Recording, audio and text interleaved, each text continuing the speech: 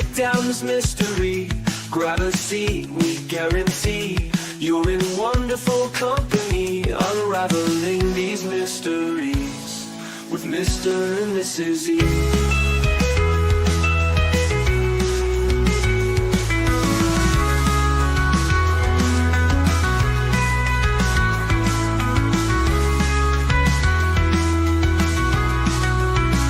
With Mr. and Mrs. E.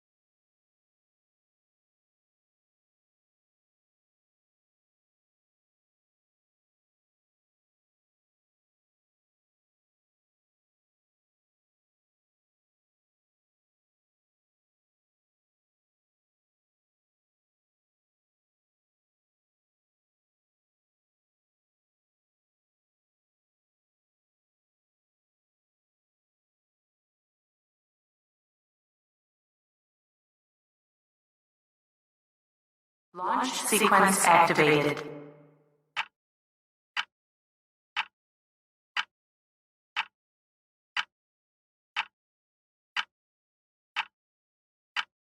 Prepare for light speed.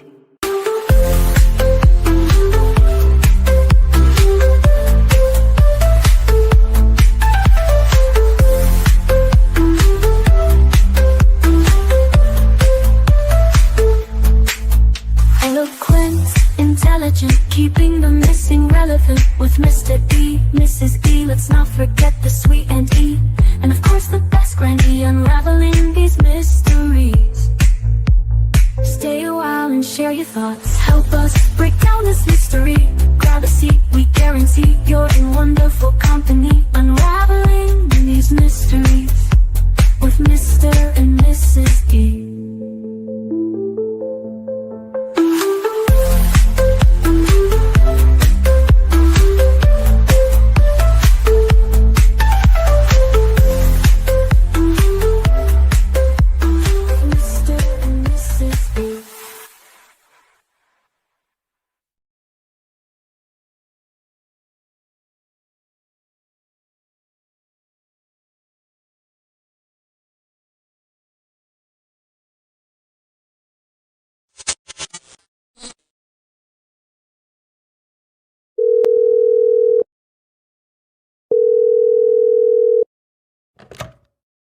Auntie, is that you? Yes. Bring in the crime dogs. It's time.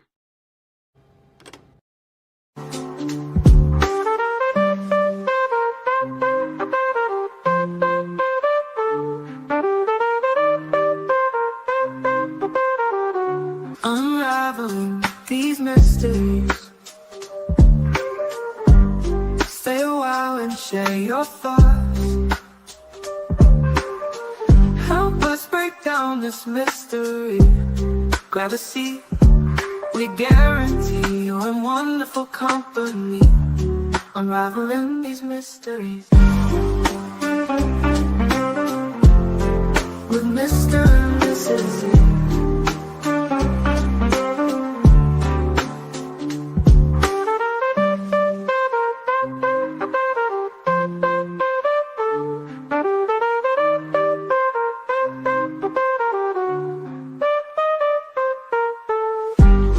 Unraveling these mysteries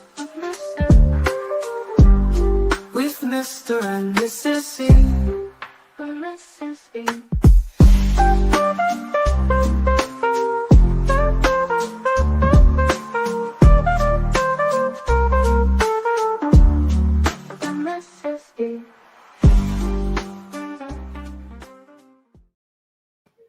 Welcome in, everybody, to the Mr. E Crimecast. I am Mr. E. I'm joined tonight by Mrs. E. Hello, Mrs. E. Hello.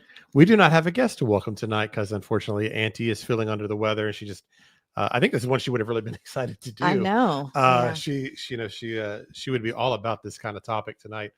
So I'm sorry she's not feeling well. And maybe we'll do a part 2. I'm sure we'll have to. Because I'm going to guess we're not going to get through all 80,000 pages. No, I think we're going to hit some highlights, maybe. Probably. Yeah, we're obviously not going to be able to do that. 80,000 pages is what was released yesterday. We'll get to that here in just a moment, but just want to welcome everybody that is here. Got a great group already. Angel Wings, welcome in. Nadia, hello. Debbie says what? Real Me Too, good to see you again. Diane, hello to you too. Sarah's Suspicions, Astrology for Mystics, which we met a little while back. She says, I've studied the astrology of corruption for years. Can't wait to hear all about these files released. And Aperture Girl, good to see you again also. Yeah, gonna have to, because it's 2 a.m. I don't blame you at all. Well, she actually was asking if we would consider doing. Well, I said we were going to try to do some daytime lives in the near future, but she was thinking maybe we could talk about Sebastian during the day one day. Sure. I actually daytime a lot of times can work. It just depends on business and work for us, whether or not we can do daytime or not. Sometimes it's easier for us at this period just because our oldest son, when he is home, he starts getting tired around this time. Right. Let's see.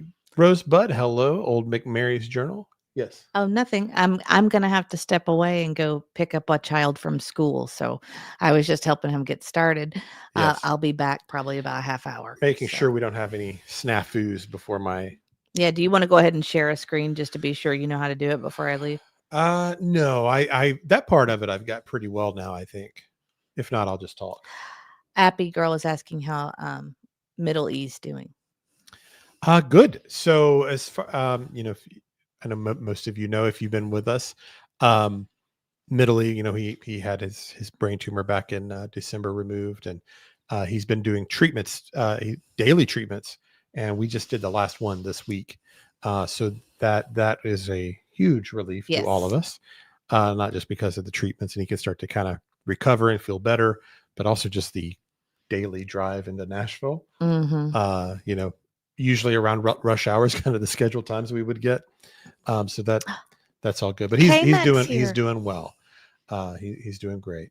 Who is that? K-Mac's here. Oh, hey K-Mac. I hope you are feeling better. We asked the group to pray for you last time. I don't know if you caught that one or not, but I know you're not. I know you've been having some tough time. I think a collapsed lung or a partially collapsed lung, I think is what you were saying. So hope that is doing better now. Definitely send prayers out to K-Mac so that she heals. She's just been having all kinds of problems, and we appreciate her so much. Yeah, when you put that you were pain-wise, you were on a 10 out of 10. It's got to be pretty serious there. And did you say hello to the Real Me Too? I think I did, actually. I did say hello. I probably missed a few. Christine, Peggy, Brainworms. What about Little Miss Sunshine? Little Miss Sunshine, good to see you too. Let's see who else you missed. I probably missed a few. BJ Boop. I did miss Ginger BJ Girl's Boop. mom. So. Everybody's probably sad. Did you say hi to Angel Wings and Opinionated? Opinionated, I think I missed, but Angel Wings, I think, was actually the very first one I said. We're happy you guys are here. Oh, and Lady Tit for Tat is here. Haven't seen her in a while. Hello. Hi, Lady Tit Welcome. for Tat. That intro music there, that is a Lady Tit for Tat. Did all of them. Yes, and our outro she did also. So we appreciate her very much, and good to see you back. I'm going to jump down. Oh, hi, Becky. I'm going to jump down and go pick up Middle E. So I will be back in about a half hour. Okay, great. And Becky says she hears Betty's court was moved to April. It was. Is that what we're hearing too? Mm-hmm. Okay. It was. Yeah. So not quite sure what's going on there. I know that it was a continuance. Continuance. Okay. Because I believe the next one is to hear her appeal. And so they had, in order to hear, it wouldn't be fair for. Right. If you're going to appeal, why do that here? Exactly. Got it. So. Well, that makes sense. Thank you, Sarah. You're so sweet. All right. I'm going to step down and let you take over. I'll be So back soon. I'm really excited to talk about this particular topic tonight. We we got the JFK files. There's actually still more supposedly coming. FBI found another 2,000 or so files they think are related. There's other redactions still, supposedly even more coming. And I was kind of thinking of how to even talk about this in a way. And maybe doing this on a true crime channel doesn't seem like the right place, but I mean, it is probably the crime of our nation, right? Maybe the most important murder assassination in our country's history, and um, and it changed the whole generation. If you ever meet people that remember that day, it was their moment. It was kind of like their Pearl Harbor or their 9/11. It took away our innocence and how we view our government. Um, and just it and of course Kennedy himself was a very popular figure at the time, and maybe even more so since he's been gone. Um, I am a Kennedy fan, no doubt about it, and so that I think I'm seeing many of you say here that you've always been fascinated with the case. Sonia says it still haunts me today, and I'm just as sad as I was that day. Um, and so I think the files we've been going through. I've been reading about this all day, trying to pick the ones way we're going to approach it. I'm sorry. Do you have the car keys in your pocket? I do not, but I changed pants when I got home, so they're probably in the gray ones in the bedroom. Okay. If that's not it, then I'll have to come help. She was looking for car keys there. Real Me Too says, I'm a big Kennedy fan from my home state. Yeah, I mean, no matter what you, you know, you no matter what party you are, how you felt about Kennedy, when you have your leader, your nation's leader attacked that way, it's, I can't imagine what that would have felt like that day. I'm kind of going through the comments here before we get into this, but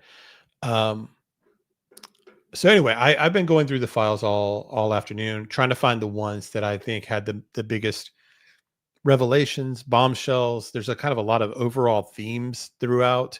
Some of this is information we kind of knew. Some of it fills in some gaps.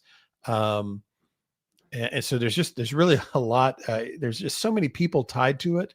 There's so many conspiracy theories, if you want to even call them theories anymore. I'm going to pull this up here real quick because I did a poll. Okay, sorry, I'll have to find them. I'm not sure where they are. Yeah, let me go to my. Yeah, I'll share this real quick. If I can remember how to share with her without her there. All right.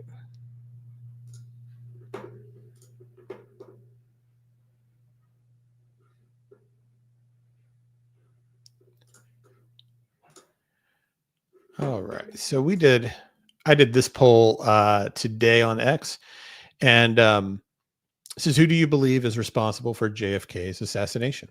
And we made it simple, really. The lone gunman, Oswald, and conspirators, meaning a coup. I kind of wanted to keep it. I try to keep poll questions kind of simple instead of having a dozen different options. And obviously, you can see here, 89.3% out of 75 votes had conspirators, and then 10% had the lone gunman. And it's really hard to get a group of people to agree on anything on any kind of poll when you have 89% of people all agreeing that it was a conspiracy. I mean, that's an overwhelming majority of folks that feel that way. It also kind of, to me, illustrates just how far we've come. If you did a poll like this 30 years ago, that number is probably more like 40, 60, 50, 50, 30, 70, something like that, right? I mean, at this point, you're almost kind of out there if you think that it's even possible for Oswald to have done this alone. And it's definitely a complex topic. There's so much misinformation and disinformation about it. There's so many different conspiracy theories. There's conspiracy theories on the conspiracy theory. So it's just a really complicated story in general. I'm going to share this next. Let me see if that works. All right. So this is from the day that it happened. In downtown Dallas. This is Walter Cronkite in our newsroom. And there has been an attempt, as perhaps you know now, on the life of President Kennedy. He was wounded in an automobile driving from Dallas Airport into downtown Dallas, along with Governor Connolly of Texas. They've been taken to Parkland Hospital there, where their condition is as yet unknown. We have just learned, however, that Father Huber, one of the two priests called into the room, has administered the last sacrament of the church to President Kennedy.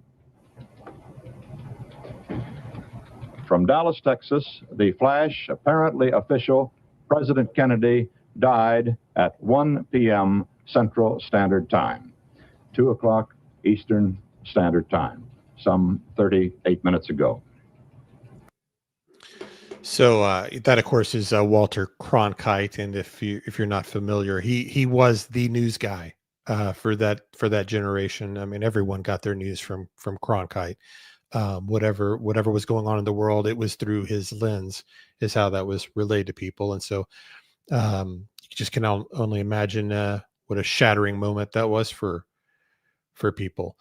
And let's stop sharing that here. So that's November 22nd, 1963. And I've got the, okay, I'm going to make that go away. And if you've never seen, the footage itself, I'm going to show that here real quick also. And I'm going to kind of talk about one of the conspiracy theories about the Zapruder film. Because there's so many theories out there. Of course, Grassy Knoll and Lone Gunman and Umbrella Guy, all of these different things. One theory that's kind of gained a little traction in the last few years is the idea that it's the driver in the front seat that actually makes the kill shot. And I kind of watch him here. If you've seen this several times, watch for that this time. And if this is the first time you've ever seen it, of course, this is graphic, so fair warning on that.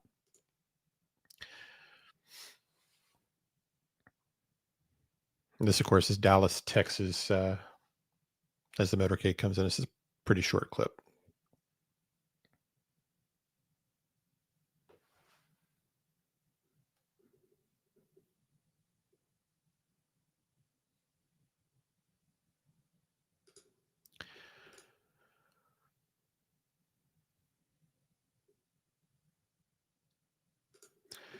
So I'm going to go back here just a bit, and I'll show you what I mean about this conspiracy theory. One of the theories that's gained a little bit of traction is the idea that, I don't know if you can see my mouse here, but the driver here, it looks like when he looks back to Kennedy, it looks like he might be holding a pistol and firing it back at Kennedy when Kennedy's head goes back. So I'm going to play this kind of slowly so you can kind of see what I'm talking about here. You see there?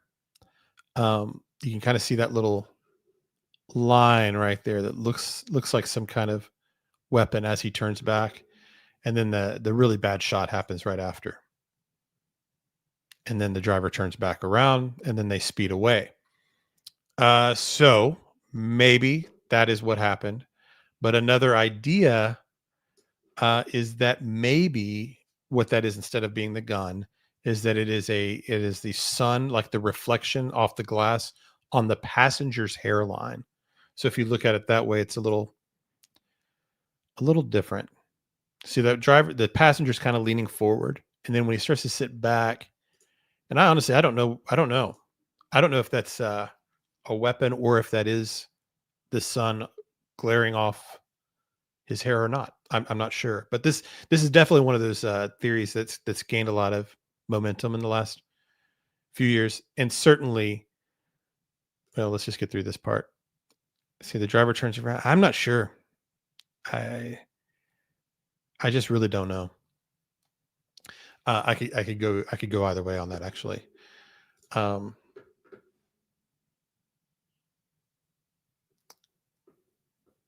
Yeah. Yeah. So Sarah says the fact she tried climbing out of the car rather than ducking down makes me think it was from the front seat.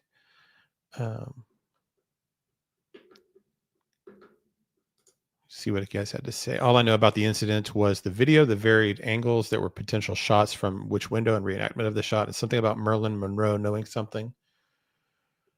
Oh yeah.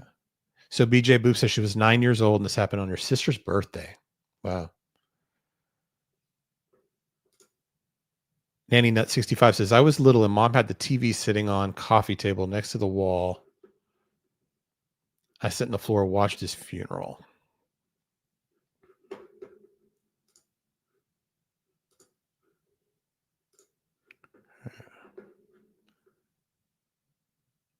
Yeah, several of you remember the day very well. Sonia says I was obsessed by it to the point my parents were worried about me. I started reading books immediately. I mean, this has been a huge rabbit hole for a lot of people. I've spent some time looking at it. What's hard about it is it appears that I of course I'm of the opinion that it was a coup, that it was a conspiracy to remove Kennedy and not a lone gunman. What's difficult is what it's appeared that's happened over the years is there's disinformation that's been put in, like false conspiracy theories to distract from the real conspiracy. So there's so much disinformation inserted into the Kennedy assassination that it's hard to know what was the truth, and because of course everything's been done to try to cover all of this up. And what's great about this all being released is that we have transparency. There's no reason for documents to stay classified and top secret for 60 some odd years now. There's nothing in there that's of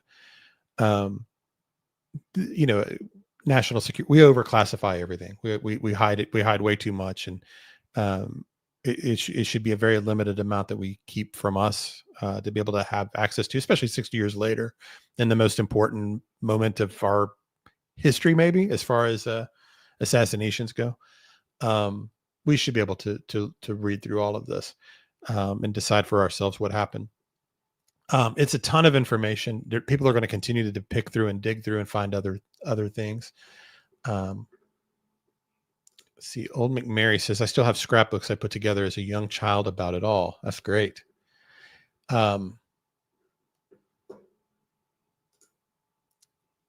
So I am of the opinion that it was certainly a deep state conspiracy of some sort. Exactly who most of us agree on that it was a conspiracy and a coup. Where you'll start to get kind of different theories is whether or not it was the KGB, the CIA, Mossad, Italian Mafia, Jewish Mafia, LBJ, political rivals, all these different groups. And in my mind, actually, the answer is kind of all of them, in a sense, because the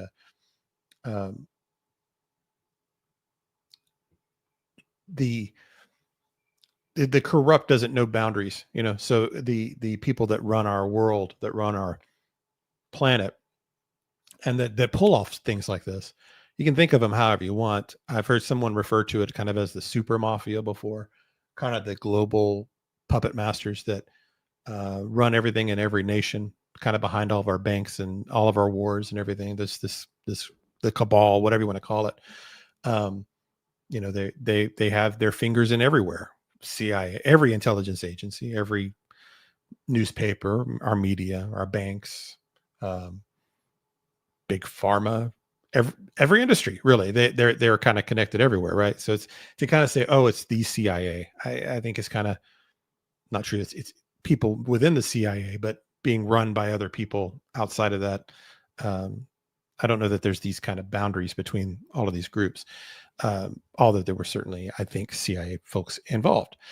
And one thing I've thought a lot about with Kennedy is it was a coup, right? I mean, our nation was overthrown on that day. And I think where maybe I had been naive in the past, and something that occurred to me later as I got older was, you kind of think of it as, oh, yes, so Kennedy, of course, it was a conspiracy, a coup. They overthrew him. Well, things never went back to normal, really. You would have to think that for these people to have taken Kennedy out, to take control of our country, why would we ever believe they would have handed that control back to us? So I don't really think they ever did. I once they got control, I think they held on to it, and have done everything over our lifetimes to keep things like this hidden and from us.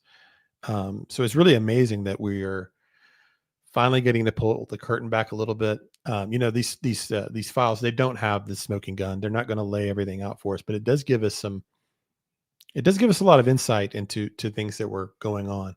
My worldview about what makes the world go round. There's a stand-up comedian named Bill Hicks that captures it pretty well. For me, it's one of my favorite comics. And I'm going to play a minute of this here. There is one curse word in it, which is pretty good for Bill Hicks, actually. So I apologize for that. But this, I think about this all the time when I think about Kennedy and global corruption and things of that nature. So I'm going to play that here. This is just about a minute long.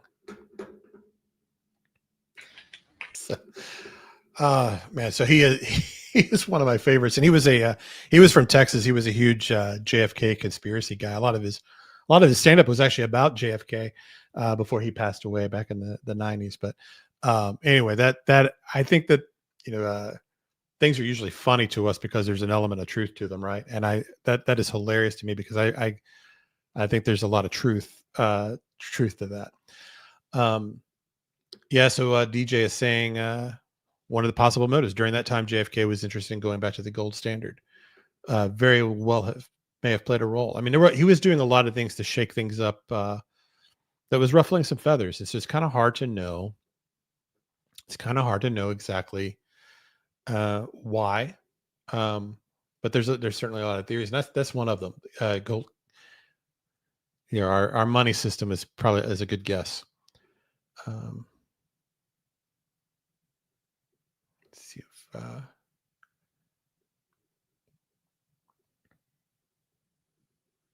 this is good. Zoots and Boots says, too much privileged information has been held at the detriment of social harmony for decades.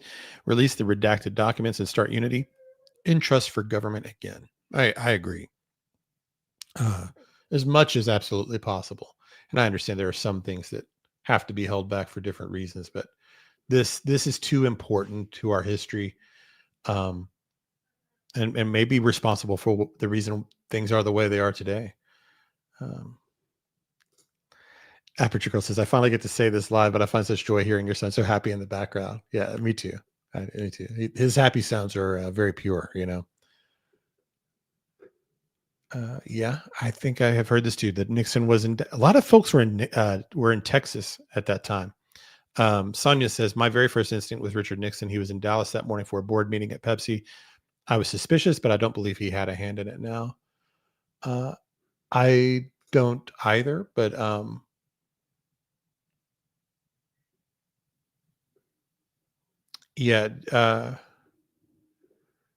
mean, all of these passion flowers says there were so many deaths around JFK. There was MLK, Monroe, Robert, Kitty.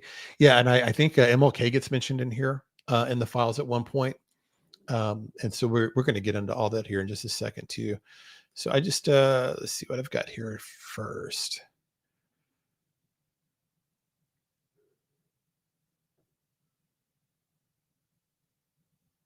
Oh yeah, so this is one actually. So this is one of the we've pulled that one up.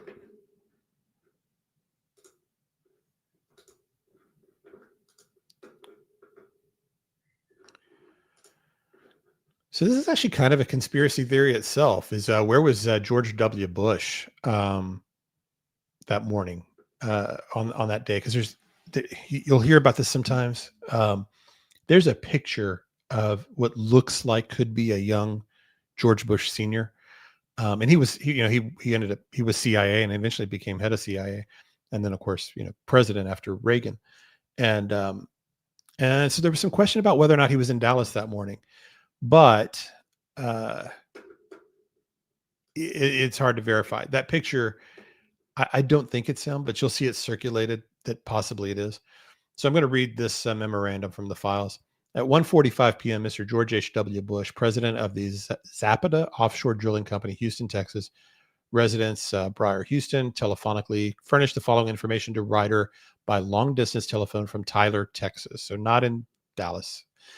Bush stated that he wanted to be kept confidential, but wanted to furnish hearsay that he recalled hearing in recent weeks, the day and source unknown.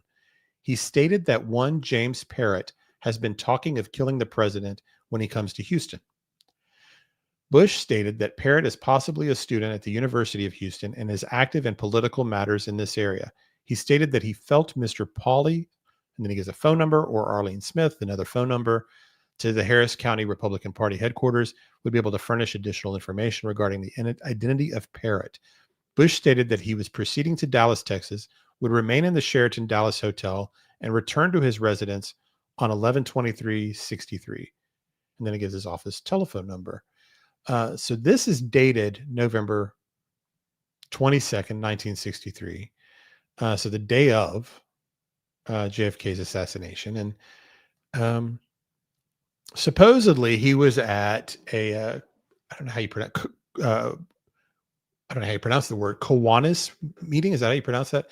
Kiwanis, some kind of meeting. That's where he was speaking when the assassination happened. But I guess he was going to Dallas, and it is kind of, it is kind of interesting that he happened to be nearby in the area, going to Dallas at the same time, and then would later become president. So that's kind of interesting. No, not George W. So this is George H. Bush. So this is senior. I might have said George W. If I did, I apologize. I meant George Senior. So I'm going to take that away. This will be easier when Mrs. E gets back for sure. Let's see which one I want to go to next. Oh, I know the one I want to do. I'm going to do the one I think this is kind of the most interesting one, actually. So let me see if that's up here. So this is dated July 19th, 1967. And you may have heard of this guy before, because his death is not news. It's just we've got a little more details with the files here. But his name was John Garrett Underhill Jr. Oh no, I'm sorry. This is I guess these are Rampart subjects. John Garrett Underhill Jr., Samuel George Cummings, and Tarmco, whatever that is. Ramparts of June 1967, Volume 5, Number 12, contains the following passages about subjects. But it's the story in here that's interesting. The day after the assassination, Gary Underhill left Washington in a hurry. Late in the evening, he showed up at the home of friends in New Jersey. He was very agitated. A small clique within the CIA was responsible for the assassination, he confided, and he was afraid for his life and probably would have to leave the country. Less than 6 months later, Underhill was found shot to death in his Washington apartment. The coroner ruled it as suicide. John Garrett Underhill had been an intelligence agent during World War II and was a recognized authority on limited warfare and small arms. A researcher and writer on military affairs, he was on a first-name basis with many of the top brass in the Pentagon. He was also on intimate terms with a number of high-ranking CIA officials. He was one of the agency's unpeople who performed special assignments. Never heard that phrase before, unpeople, but that's an interesting way to, I'm assuming that means kind of your off-the-books operatives, right? At one time, he had been a friend of Samuel Cummings of Interarmco, the arms broker that numbers among its customers the CIA and, ironically, Klein's Sporting Goods of Chicago, from whence the mail order Carcano allegedly was purchased by Oswald.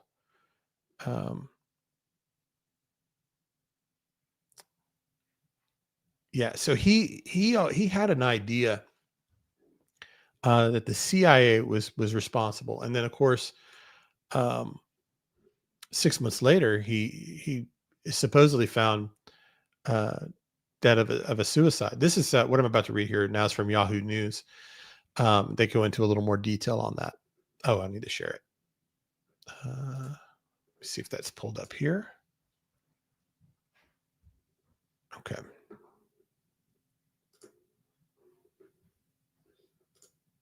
Oh, I made it go away, didn't I? Ah, darn it. Okay, I'll bring it back.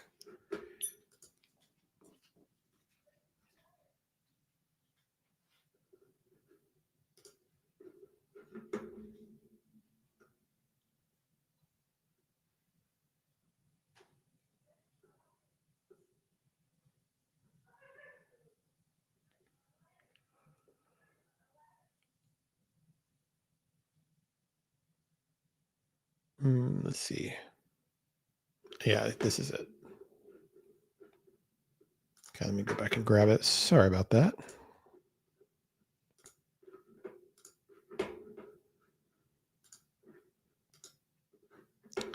All right, yeah. So this is okay, yeah, that's working. So this is from Yahoo News. The verdict of suicide in Underhill's death is by no means convincing. His body was found by a writing collaborator, Asher Brines of the New Republic. The memo continues. He had been shot behind the left ear, and an automatic pistol was under his left side. Odd, says Brines, because Underhill was right-handed. Brines thinks the pistol was fitted with a silencer, and occupants of the apartment building could not recall hearing a shot. Underhill obviously had been dead several days. A check of agency records yielded information about John Garrett Underhill Jr. And then it just has kind of his work, working as a journalist, World War II, and all of that. So that, I mean, it's pretty interesting in and of itself there. And that kind of got a lot of attention today. That he, I mean, it's that death, suicide behind your left ear. That would be a pretty strange way. That would be a pretty strange way to go. And then, of course, just him blowing the whistle on the CIA, and then 6 months later, no one hearing the gunshot in his room. Very, very suspicious for sure. Okay, I'm going to check with the chat here and see. Yes, appreciate you hitting like button. That is great. Hi, Julie Skolnick. Good to see you in. Hello, DJ.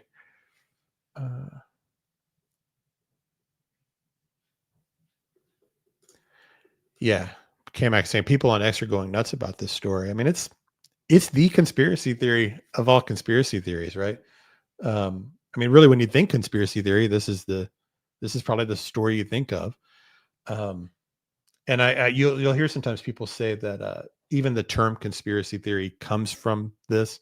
The phrase had existed before, but the belief is that the CIA pushed conspiracy theory on that label on anyone that questioned the narrative as a pejorative, as a way to kind of make anyone that didn't believe the narrative seem crazy. And it kind of still works today. People still do that. People will call you a conspiracy theorist if you don't believe whatever story is being fed to you.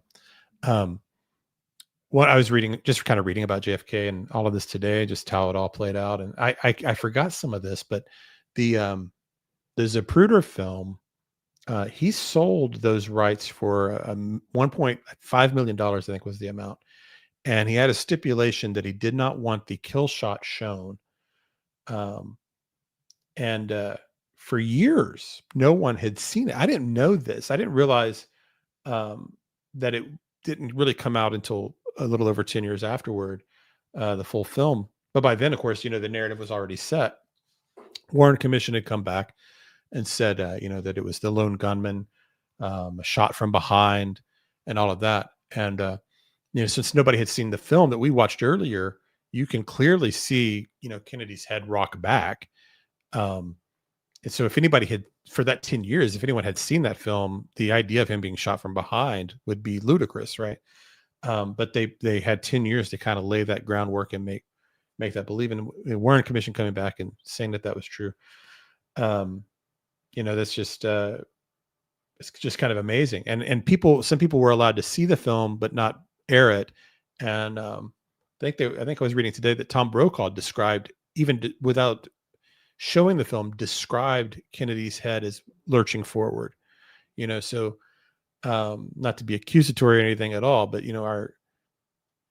our media has always had assets from all these intelligence agencies in these positions. They control the news and have. If you've ever seen the video of where you've heard the phrase, at least before, the Mockingbird, Operation Mockingbird, and all of that. There's a hearing where one of the senators is asking the CIA about infiltrating our media, and then they go behind closed chambers and say, well, we need to discuss this in private, and then they never come out, and there's never any resolution. So you just kind of have to be left to assume that the CIA, since the 70s and 60s, and probably at least, and probably today, have had people working in our media, our news, because you control the narrative and you control the people, right? The information flow. We actually talk about it all the time with the true crime cases, that we believe that some things that have gone on even in the Sebastian Rogers case, in some ways on a smaller scale, has been narrative control, been controlling the message. And that's why we're always kind of pushing back on these false these false stories that get put out there. The world has learned that you don't really defeat countries through war. Really, the easiest way is to control their mind. If you can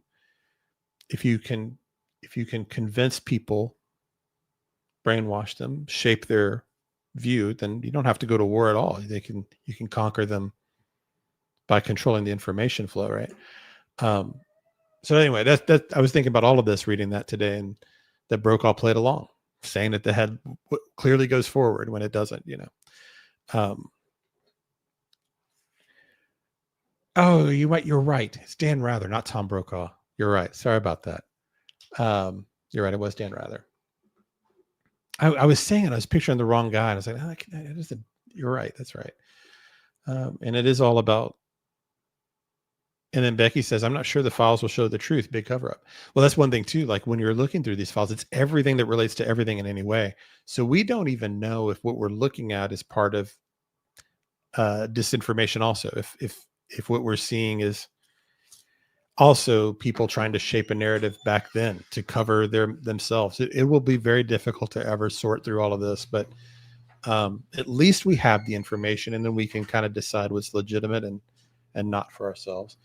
I think Mrs. E is back. Yes. Thanks for pointing that out, GTO guy. I hate to get that wrong. Zoots and Boots says, I made one of my senior art sculpture projects based on the notions of how cultural conspiracy in the modern age of rock intersected Kennedy's death, contracts and sellouts, the birth of punk. Yeah. Yeah, that's interesting. I would love to see it, actually. If you still have pictures of it or have it at all.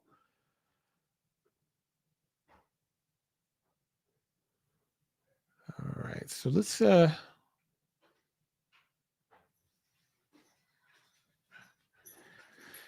yes, Julie asked, why were these files held for 60 plus years? It's a good question. I mean, to me, it's just that the people that overthrew Kennedy are still trying to hold on to the power that they took. I don't think they really ever willingly gave it back. That's kind of my opinion on it.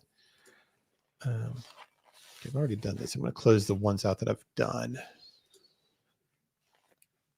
Okay, I don't think I've done this one yet. So I don't want to do that one yet, though. So were you able to hear in the car, or did you just kind of a little take a bit? break? A little bit. I gotta add myself back. Okay. Yes, a little. Anything I've missed or you'd like to add to the beginning here? No, I'm not going to be able to do that. I wasn't listening that closely. Sorry. Yeah. The Kennedy family never fought for answers. Yeah. That's I would guess they were scared, compromised, threatened, all those things. I mean, what do you do? You know, you're dealing with a group that was able to take out the president of the United States without consequence. If you're his kids or you're Jackie or a brother or whatever, what can you do? Mm-hmm. I think the best you could do would be maybe work in the background and secretly and covertly try to do what you could. But I mean, you know, somebody takes out the president of the United States. That's some power. I mean, that's really some power. They did it without, and they got away with it. I don't know that. I mean, I don't even think, you know, Oswald always said he was a patsy, and I think that's true. The files as you go through still kind of point that way. So let's go. So I did that one. I'm going to close that out. Oh yeah, I wanted to share this. So you've probably seen this before. It comes up once in a while.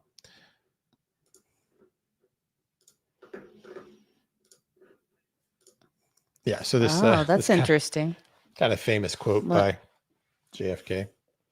I will splinter the CIA into 1,000 pieces and scattered it into the winds. GTO guy says, did you know that it was a Congressman Ford who moved the bullet hole in JFK's back to be higher than it actually was to help prove the single bullet theory? No, I didn't. I did not realize that. Later became President Ford. No, this. Sorry, That's guys, interesting. if you hear any thing in the background, our son with autism is having a very happy night, so he's been making all kinds of noise. He was he greeted us in the driveway. Oh, he did? And with a big woo, you People know. were commenting about his happy sounds. Oh yeah. Yeah, he paces our driveway a lot. No, he was. No, he just came to greet the car. Oh, he came out specifically for that? Yes. He wasn't in the driveway. No doubt. The Kennedys were America's royal family. I think they still kind of are. I got to see JFK Jr. Speak once in college, and he was doing a debate, like a traveling debate with I can't not remember this guy's name. Downey, it's not Robert Downey Jr. Morton. Was it Morton Downey Jr. or Morton Downey? Morton. He had like a talk show. He was kind of like was like a loudmouth talk show guy. Yeah, it was Morton Downey. And they would stand on the stage and debate each other. And they traveled to universities doing this. But they were, even though the debates were contentious or whatever, after they were very friendly with each other, it was like friendly debating, you know. And so I stood out in the hallway and shook his hand and all that stuff after. And he was a handsome man. I didn't realize you get to shake his hand. Yeah, he was a tall I'm guy. jealous. He was a tall guy too. I'm jealous. But I remember seeing him because he had to have been like 6'4" or something like that. Well, I'll find out. And he was a good looking guy. Like, you know, like when you're in a room with people and you're like, man, he's getting everybody's attention. You know, there's just people that are that good looking when they're in a room, right? He's 6'1". He's the 6'1"? same height as you. Okay. Well, he was just had the mob around him and you could just see him tower over everybody. Anyway, he seemed huge. And I remember just watching him work the room and talk to all the students and everything. And I was like, that guy is going to be president. And he, at the time, he wasn't even thinking that way, or at least he publicly was saying he wasn't interested. He was more into environmentalism and that kind of thing at that point. Good night, Appy girl. Thanks for staying up with us. I don't know. I guess 4 or 5 years later, he was, died in the plane crash.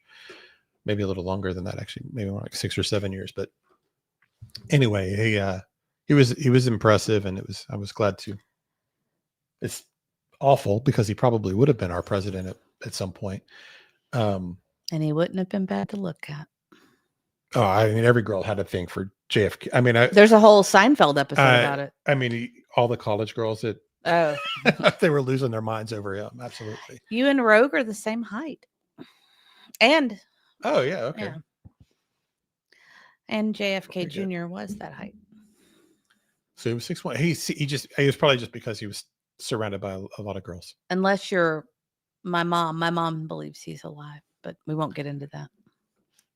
There are those theories out there, but we're Mhm. not going quite that far with it tonight.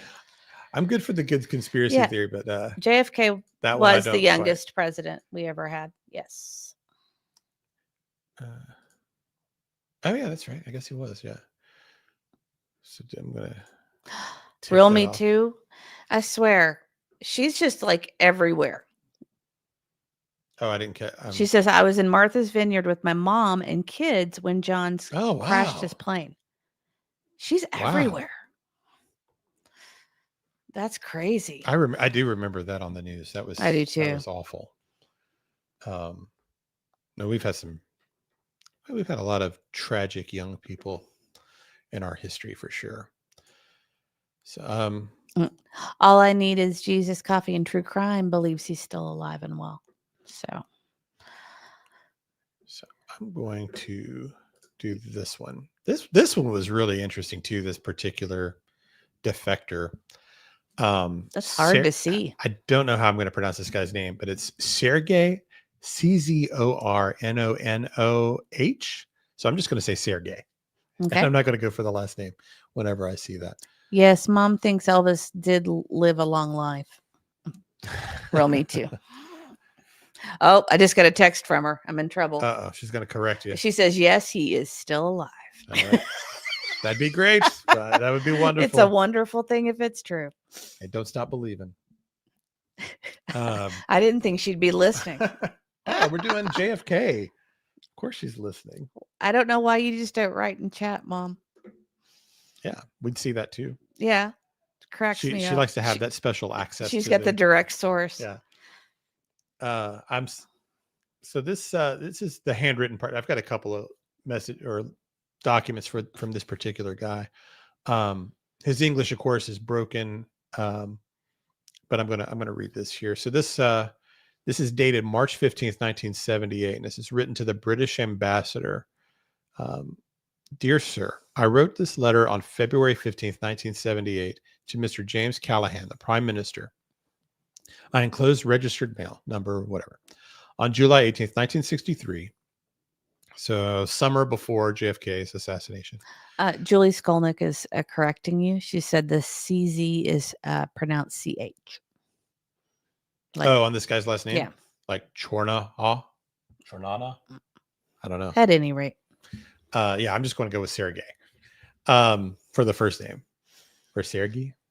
I don't know. I'm going to call him Sergei. How about we call him the Russian guy? Yeah, the Russian guy.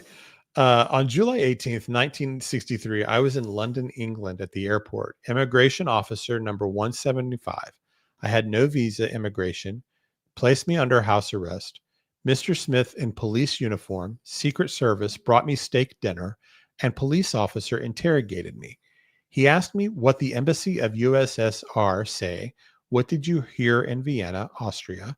I said, I have heard that one American defector, Mr. Lee Harvey Oswald, to Russia, and he returned to the United States of America. This man, he's preparing to assassinate President John F. Kennedy. Mr. Smith, police officer, asked me, do you know his name? I said his name. Start with an O. His name was published one time in newspaper in Washington Post. Mr. Smith, police officer, said, it is easy to find. So if you believe this man and what he's saying, of course, this is in 1978, he's saying it, but he claims that he had this conversation in London 4 or 5 months before the assassination happened. Maybe not, right? I've got something else from him if I can find it here.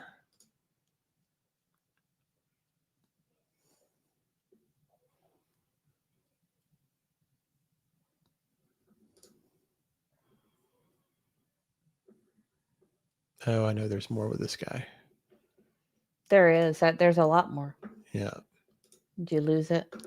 Well, while you're here doing it that, Real Me Too says, I'm waiting for the Elvis autopsy to be released. His dad put it in his will for it to be released 50 years after his death, which I believe is this year. That would be amazing. That's another one, I had a book, or Mom had a book when we were little called "Is Elvis Alive?" and it had a pretty compelling argument to him being alive. So it's kind of interesting. Julie says, helping, never correcting. No, I'd much rather be corrected, especially in real time, than weeks later when the Yeah, show's he's over. the kind of guy that if he has something in his teeth, he wants to be told. He's not the kind of person who gets embarrassed by it. He would rather have the thing out of his teeth, right? Oh, no doubt about it. There's some people who just don't want to be told that stuff. No, I appreciate it very much. Don't forget the Onley story. Opinionated says, this is all making me sad because all this could still be going on and now they're communists. Yeah, and I don't even know that it's all about political party. I just think it's about control and power. I think parties are relevant to all these people that run things. Oh, you know what? GTO guy had another interesting one. Did you see this? LBJ and FBI director were next door neighbors. JFK was going to drop LBJ in 1964 and replace Hoover. Those were the rumors, at least.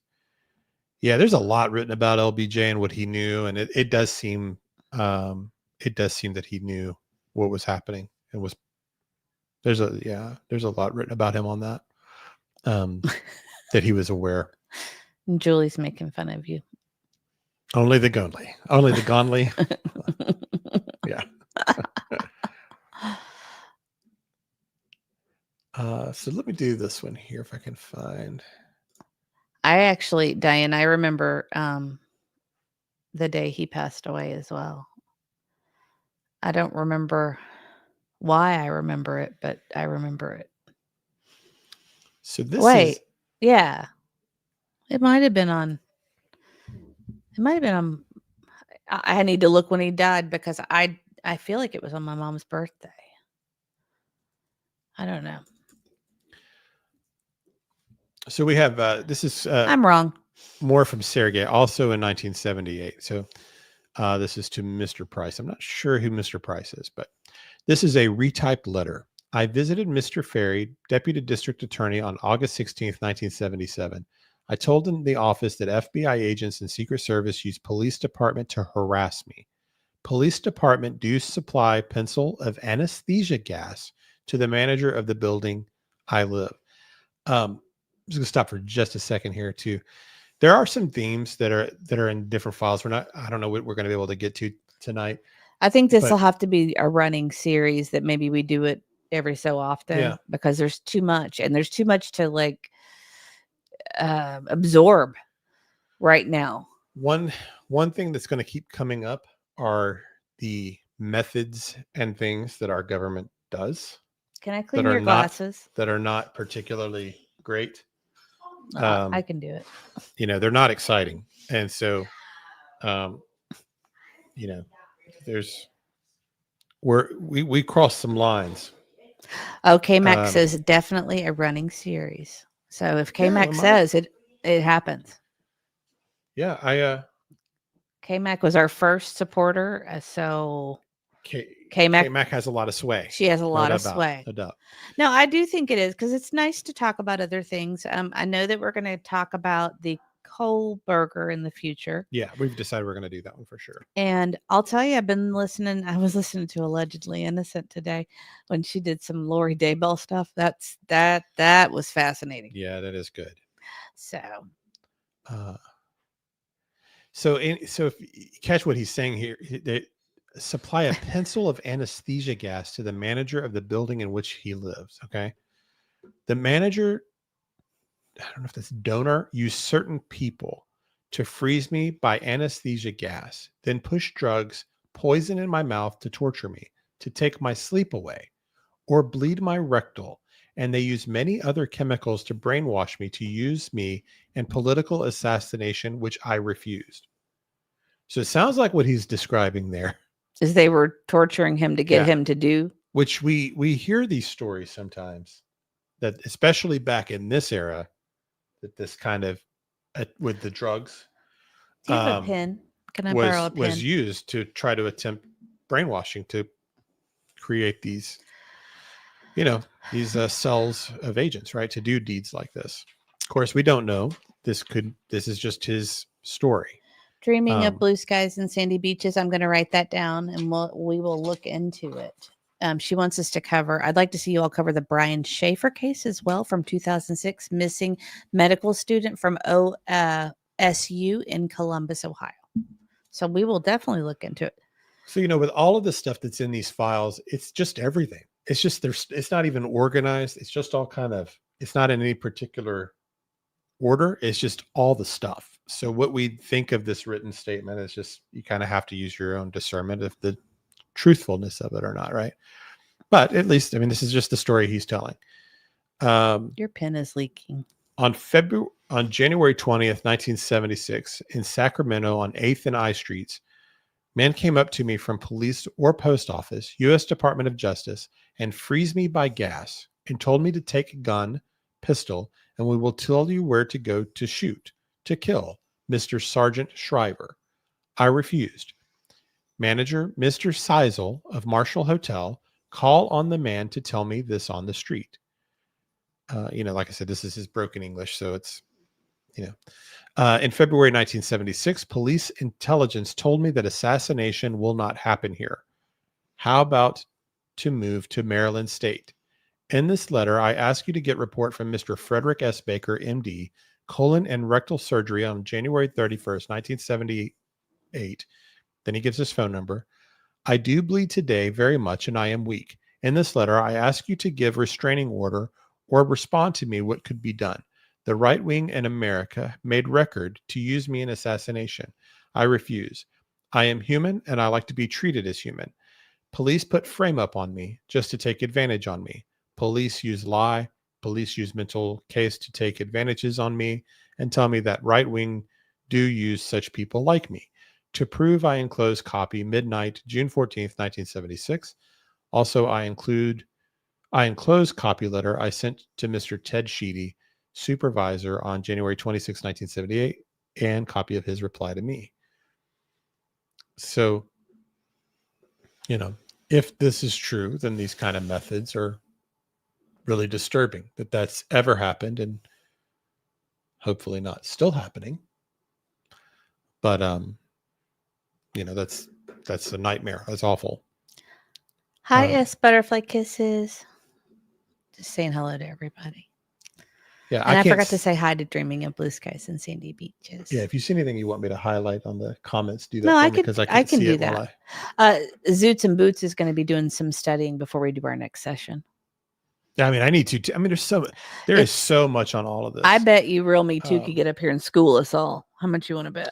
You can take any person surrounding, like you could go Jack Ruby, and then there's a huge amount of information and rabbit holes. You can go Oswald, you can go the governor, you could go, all the police that were around the Secret Service, Jack, Do you remember the Oliver Stone movie? We watched Sure. it together, the JFK movie.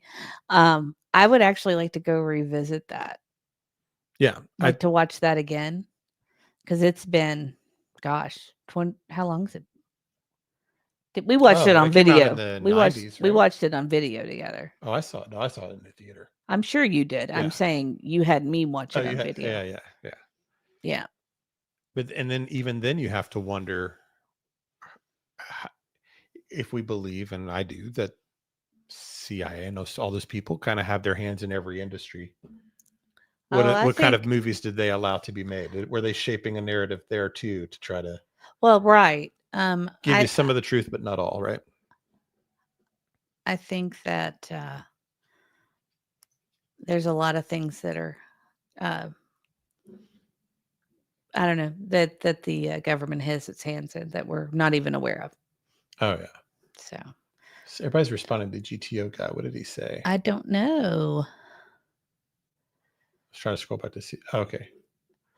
Charlene, I don't want to tell you real quick. She said, Missy, ask your mom. She thinks JFK Jr. is still alive. That is who she texted me about. She absolutely believes that. Yeah. Yeah. So this is an example on these rabbit holes. Mr. E, how about this one? In 1961, JFK fired CIA Assistant Director Charles Cabell and others for the botched Bay of Pigs. Guess who the mayor of Dallas was on 11/22/63? His brother Earl Cabell. Oh, wow. There's a lot of There's so much. Okay, stuff I think like that. GTO guy needs to be our guest for next time. I mean, this is one of those things that the people that dug in, there are people that really know a lot about this topic. I'm a little embarrassed that I don't know as much as you guys seem to, but I'm learning. I mean, I was interested in it. I was excited about it. I watched Twitter all day, hoping they would drop. Yeah.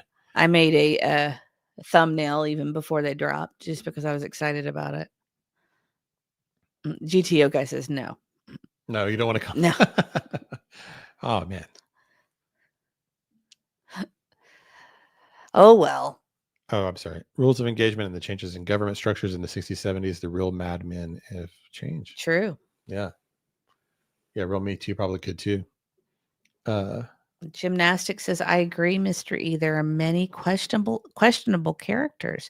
What part did they play, if any? I know.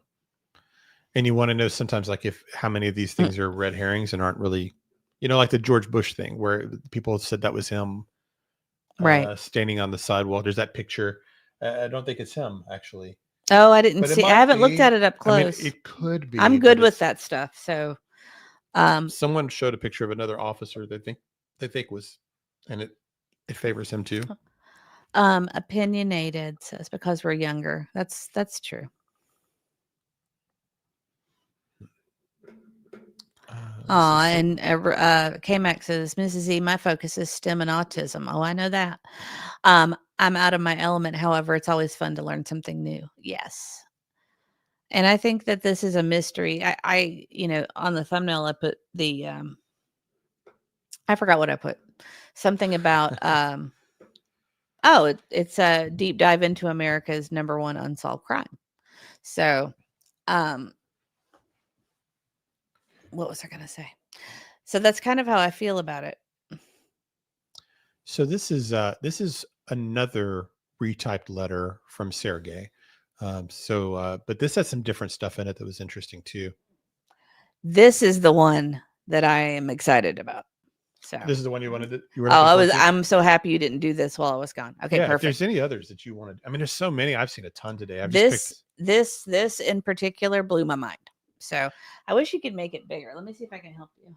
Yeah. So this, let's see, when was this written? I don't know if this has it. How to do this? Okay, this is March of 1978. So this is a month after the other letters we read, or at least this. Is it getting any bigger? Oh, I don't know. No, it made like everything Smaller. else bigger. How weird. Okay. Never mind. I thought I was fixing it. Just go ahead and read it.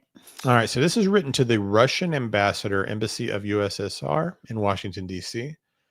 Mr. Wasilov, consul, gave me order to transmit this information to U.S. government on August 9th, 1963 in Sofia, Bulgaria. Mr. Wasilov, consul of Embassy of USSR, gave me this information about Mr. Lee Harvey Oswald on August 14th, 1963. So again, just a few months before the assassination. Mrs. Bezera Osnova, girlfriend of Russian consul, came to my room and repeated that Mr. Lee Harvey Oswald is an assassin. He will kill President Kennedy. On August 15th, 1963, in Sofia, Bulgaria, at the airport and embassy car, I told to Mr. Blackshire, American vice consul, that Mr. Lee Harvey Oswald is an assassin. He has a weapon or has ordered one. Mr. Blackshire said it seemed like he will kill someone. I said that Mr. Lee Harvey Oswald is preparing to kill President of the United States, John F. Kennedy. Mr. Blackshire said, where will it happen? I said they, in parentheses, right wing, will invite the president, criticize him in the newspaper, then kill him. Mr. Blackshire told me he will give the telegram to Department of State, and he gave me the address where to report. At 9 a.m. on August 19th, 1963, in Washington, D.C., I went to see Mr. Kippingen, Director of Special Counselor Service Department of State at 1901 Pennsylvania Avenue, 11th floor. I told the director that I have information about President Kennedy. The director said, do not mention name of President Kennedy. Only respond to the questions. Oh, that's strange. I wonder what that means. Did not say the name President Kennedy. That part. Anyway, the director said, tell us what will happen to Mr. Lee Harvey Oswald then. I said, Mr. Lee Harvey Oswald will be killed after he kills Kennedy. I said, I will take the truth drug to tell the truth. Director, tell us who else gets killed in this country. I said, as I heard, that Dr. Martin Luther King Jr. will be killed. Who will kill Dr. King Jr., Negro leader? I said, a man who is in prison at this time. Mr. James Earl Ray was in prison at that time, in parentheses. Director asked where assassination will happen. I said, in Dallas, Texas. Director said, if someone gave this information here, I would expel the man. Director did call on FBI agents after FBI used anesthesia gas to freeze me, to drug me to keep amnesia. Again, with the drugs on this guy, right? Mm-hmm. I told Director Department of State that Mr. Lee Harvey Oswald has a weapon. Go see him. Director told me you too can have weapon. So what if Oswald got weapon? And so this was to the U.S. House of Representatives on the Select Committee on Assassinations. They told me to write letter to embassy in early 1977. So yeah, he was at that. So again, interesting. So- if true, then he knew also of this. Is That's it the one true? that kind of blew my mind. Yeah. So it's hard to know, if it's true or not, but if true, that's very interesting as well. Why don't you go over to StreamYard? Shirley's got a question for you. Shirley says, how do we know these are not forged reports by Trump? I don't guess we do. know. Yeah, I don't guess we know. He would have Trump would have been typing like a madman to do 80,000 pages though. That's That true. would be a lot of work for That's all true. this. I mean, they've been dripping all of this out for a while. Biden dripped some out, and Trump did the last time around. I didn't realize Um, that until I looked at the National Archives the other day. I did not realize there had been periodic drops. Yeah, so some of this overlaps a little bit with other things we've seen. It's just we're getting more and more detail as more of this comes out. So that's kind of it for Sergei. So now I Except, gotta. let me see the date on the. What's the date that this was? Was reported. This is in March, but I don't think it was reported after. But he said that that happened in August. That's what blew my mind. So if that fella is telling the truth, then there's your smoking gun, right? yes. Yeah, I mean that's foreknowledge. I guess we're that's monetization's out the window on this one. Anyway, Yeah. you have said all kinds Oh, of I crazy mean, stuff already. Yeah, I may as well. So might as well we can say that. We can say all the bad words. Gun. Right. just read the list, I know. The advertiser jumping off of this show. Ooh. Chit chat. That's a great idea. Mr. and Mrs. E, I think we should do a live stream movie night watching JFK movie. I think that would be fun. It would have to be, we could do it in the Discord maybe. Yeah. I don't know how to do, I don't fair know. use. I don't think we get to do a whole movie. I don't think we can do a whole movie We'd fair have to stop use. every 30 seconds and talk or something, right? Right. Um, That would be fun. Yeah. I actually had an idea that I haven't discussed it with you, but okay. So we used to do those. Just take a break for a second. You've been reading quite a while, so Sure. I'll talk for a minute. Sure. So we used to do those. What are they called? Subscription boxes, I guess. Do you remember that? One year for Christmas, I got you the subscription box to like the murder mystery thing. Where Oh, you, yeah, every month or every so many weeks, you would get a new set of clues that you had to solve. Well, we didn't solve it. It's still in the closet. I think we made it we've got 3 a stack of boxes. those things, 3 yeah. boxes in. Yeah. And I was like, well, is there a way that we could incorporate that with our members and do it with them? Oh, I see. Yeah. Like a members only thing where we could do that. We could have the clues and everything. And each time we meet, we can go further along with the mystery, open a new box and do all that. Cause we really did not do that. So we got, I think we got 3 boxes in with the clues and stuff. And the clues are really cool. Yeah. So anyway, if anybody thinks that's a good idea, let me know in chat by giving me a 1, I guess, or a thumbs up or something like that. I thought that might be kind of fun. And then we're also going to start doing the dog pound, where we're going to invite members. It's going to be members only again, and invite members up to just discuss theories. And we just kind of talk about what you guys want to talk about. Let members come up and talk and ask questions and all kinds of fun stuff. And then, of course, we'll do our trivia because I'm still paying for it. So, Oh yeah, I forgot about that. oh, everybody's like, yes. Okay. So I will figure out a way to do that. I think that would be fun. And then we also had talked about reading a book and doing kind of a book club together as well. Kind of a murder mystery book. So I thought this was a nice quote and kind of captured what I thought about this too, from Chanel Rion of OAN. Trump's release of the JFK files should be celebrated not because it gave us answers we didn't already know, but because it acknowledges for the first time that we did know. We knew what evil our government was capable of, and Trump brings us the antidote: transparency. Transparency is what it's all about, and I think that's I don't know. well, yay. It looks like a lot of people like that idea. Well, good. I think it would be fun. I believe it surrounds like a movie house in the 20s or 30s. Or not a movie house, a theater. Sorry. So, if I remember correctly, but we literally made it 3 boxes in before we stopped. So, and we tried. We did try. It was not as easy as you would think it would be. So,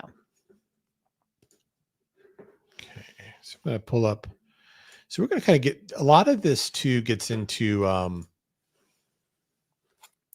one of the things hairs that on my face. you keep seeing. Huh? Oh, I'm talking to myself. I said my hair's in my face. One thing that you start to realize the more of these you read is that all of the intelligence agencies were very aware of Oswald and where he was and where he was going for the several months leading up to Oh, yeah. November. So that actually lends credibility to that gentleman that you just read, because how would they have him on the radar? Right. Yeah. Everybody knew about him. Right. It is something that becomes clear that they've been tracking this guy for months. So let's see this document. All right, I'll take it. Real I'll Me take Too that. says, Mr. E, you remind me of Professor Plum in the game Clue. Like How the- funny. I'll take that. There's worse things I could be. Oh, Julie says, I have some Julie Skolnick. Hi, Julie. Yeah. I have some declassified docs from CIA and unsealed congressional docs from around 1930 and 1940s, especially J. Edgar Hoover administration. I can tell you they were so detailed and kept tabs on everyone. Yeah, if you think they did that then, what do you think they do now with digital? Oh, yeah. You know? Should we just say hello? Yeah, I know. I mean, I mean, there's got to be. There probably are files on literally like everybody. You know, Yeah. just about everybody. You know, I'm going to have a trivia challenge with Julie Skolnick. We're going to have to go head to head. They've probably done threat assessments on the Mr. E Crimecast. Yeah. And If for we're- and you know what I know about you? What? I know that you feel a little bit proud about that. Just a They- little. They probably just do it on everybody. On everybody.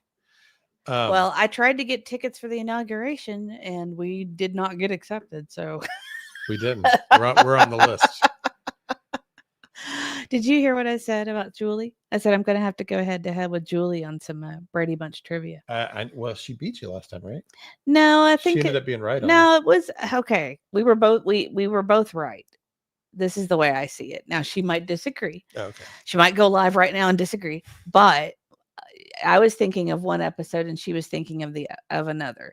I did not remember Greg Brady moving into his dad's office and making that kind of a hippie pad. Oh yeah. I remembered Greg Brady moving to the attic He did that and also. making it a hippie pad. He did both, right? Okay, yeah. After we've talked about it, because you heard me No, I and didn't. Julie going or whatever. Anyway, I think we should invite Julie over and do some on our next trivia. Invite her over Yeah. to join us.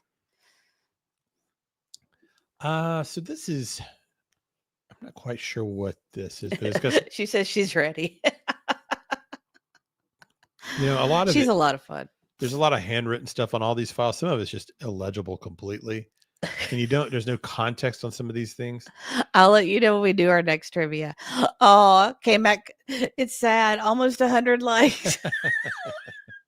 We didn't expect to have a know. big crowd, guys. I mean, we didn't. we know that's going to happen when we do this. But We didn't just, expect it. you just do what you want to do. That's okay. I doubt he'll do a machete party for 100 likes, though. I'm just saying. Zoots and Boots says the Brady Bunch and World Affairs. We could do JFK trivia. I wouldn't be very good at that. I know. If you want to do pretty much, when was Gilligan's Island out?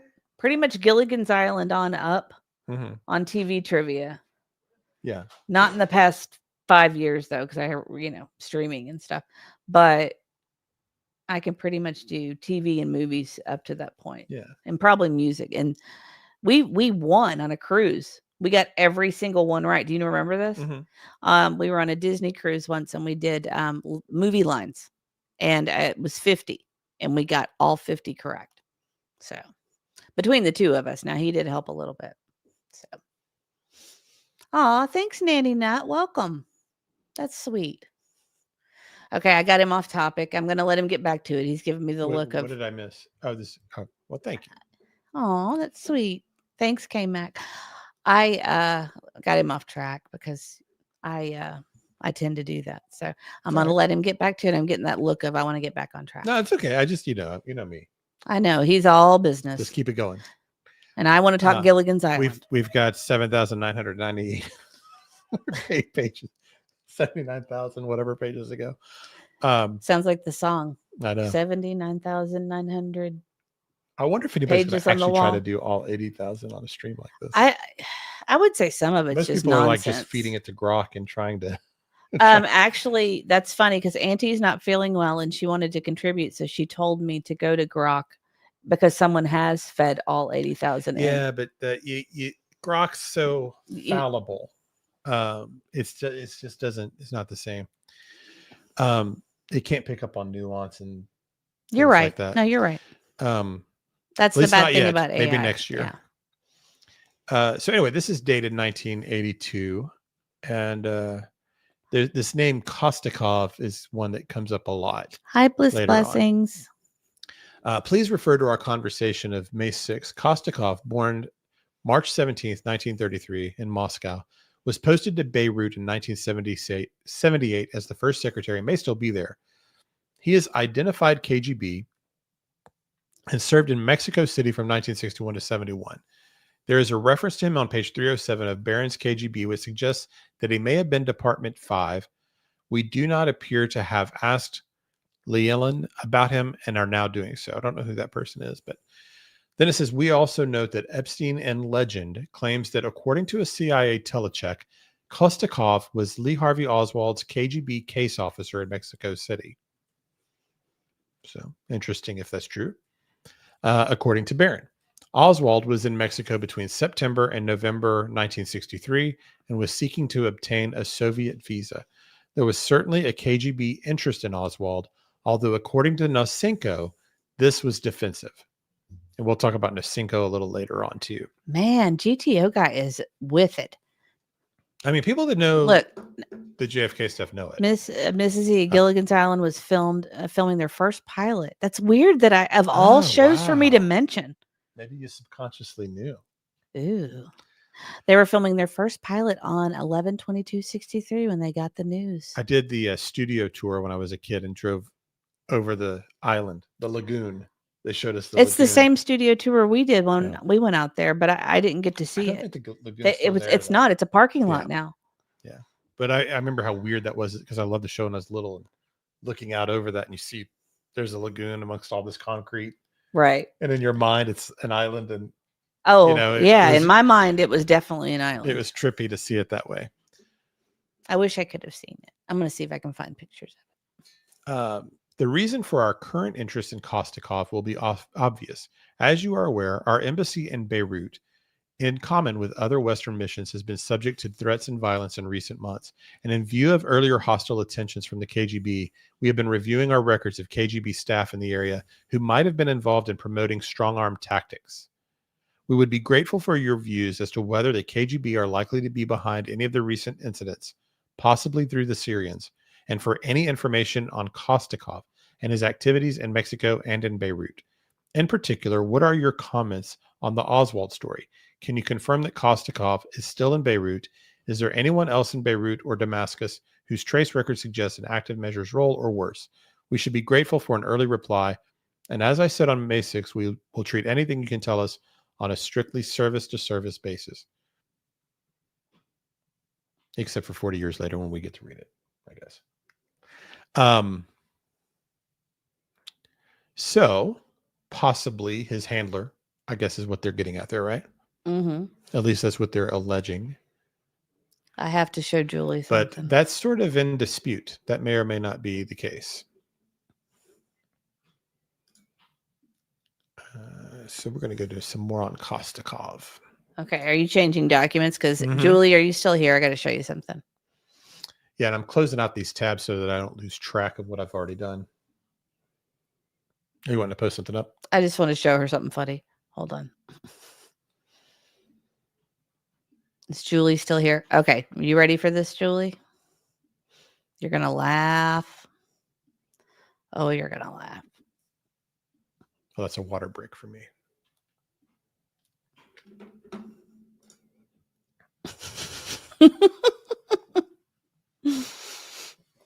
Any guesses where we are? Oh. Oh, you can almost see the little pad that Greg made for himself, right? In the office. Yeah, Auntie and I were out in LA and with the kids and with Middle E and Little E, and we went to the Brady Bunch. We sought the address out and drove to the Brady Bunch house. Rogue says there was a group of people involved, in my opinion, besides a major higher up association. Yeah, I think there's several people that had to know. I'll pull that down, but I thought she would get a kick out of that. Julius jealous. Hashtag jealous. We had to. We actually went a lot of weird places. We've been to the Stranger Things places. We've been to a lot of the Walking Dead stuff. The Brady Bunch house. I feel like we went some other places in LA. Grok is an AI program. Because I said Grok earlier. Oh, I already put it in you chat. did. Yeah, it's just one of the artificial intelligence ones. People were doing that just to try to get through the 80,000 files as fast as possible, you know. Oh, I took my document away, didn't I?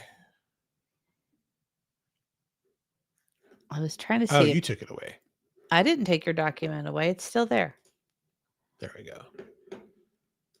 All right. So this is also involving Kostikov there, who may or may not have been Oswald's handler, or contact at least. Regarding your letter on May 10th of 1982, our records indicate that verily Kostikov traveled to Mexico, France, Spain, and the U.S. and Cuba during the period of 1959 to 61.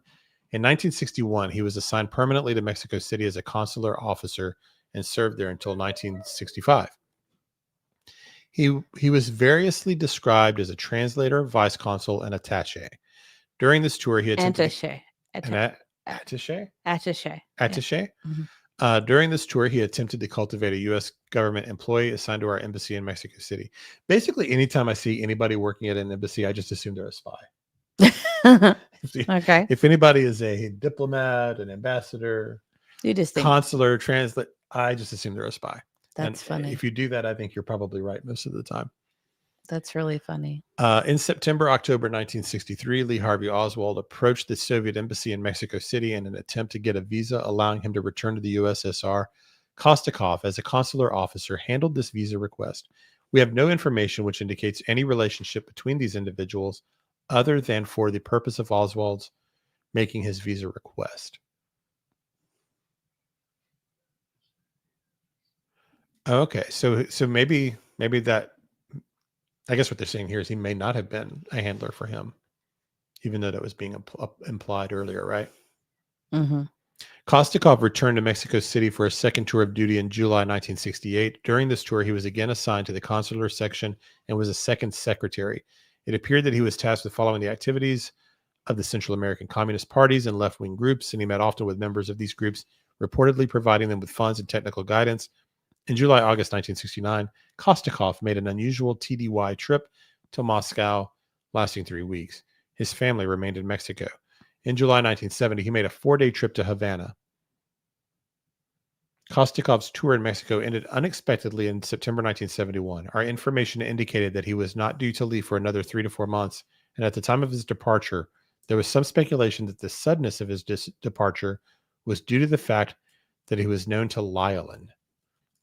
That name's come up before too. I don't know who that is either.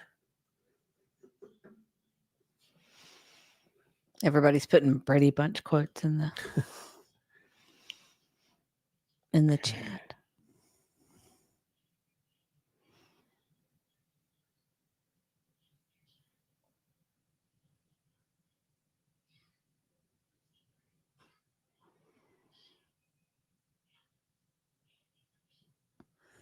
So, okay, so I'm just, this may be not the most important, but it just kind of just shows you still just the degree to which this guy was being monitored.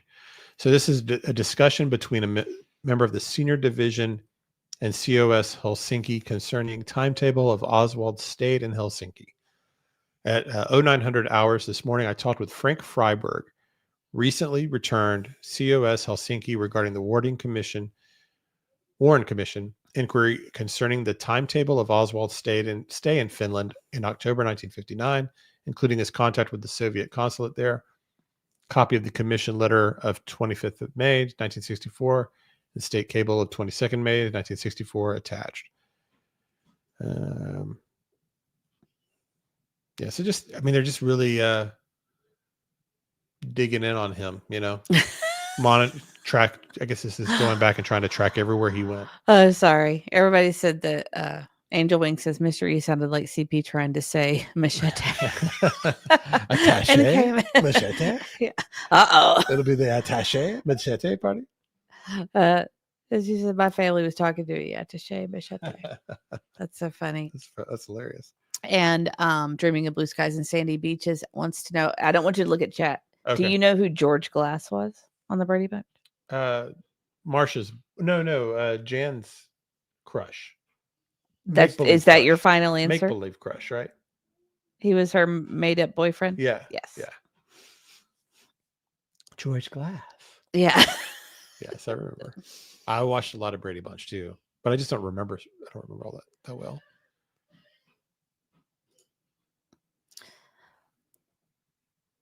Let's see which one I want to do next. Oh yeah, Rogue. I think that's Rogue says my boyfriend thinks J. Edgar Hoover was involved and had Marilyn Monroe unalived.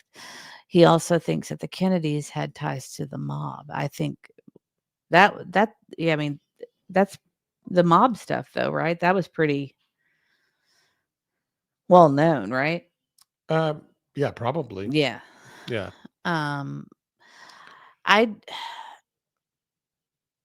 Oh yeah, this is the one I want. There's a lot of stuff in our history that I think that seemed random that might have been connected now. And I'm not sure that Marilyn Monroe is not one of them. So, yeah, Kennedy and Sinatra. Yeah, exactly. Yeah, this Julie. is the one I was. I mean, it's almost like everyone's tied to. They're almost all tied to corruption of some form. Opinion is I'd made up a boyfriend. Maybe that's where I got the idea.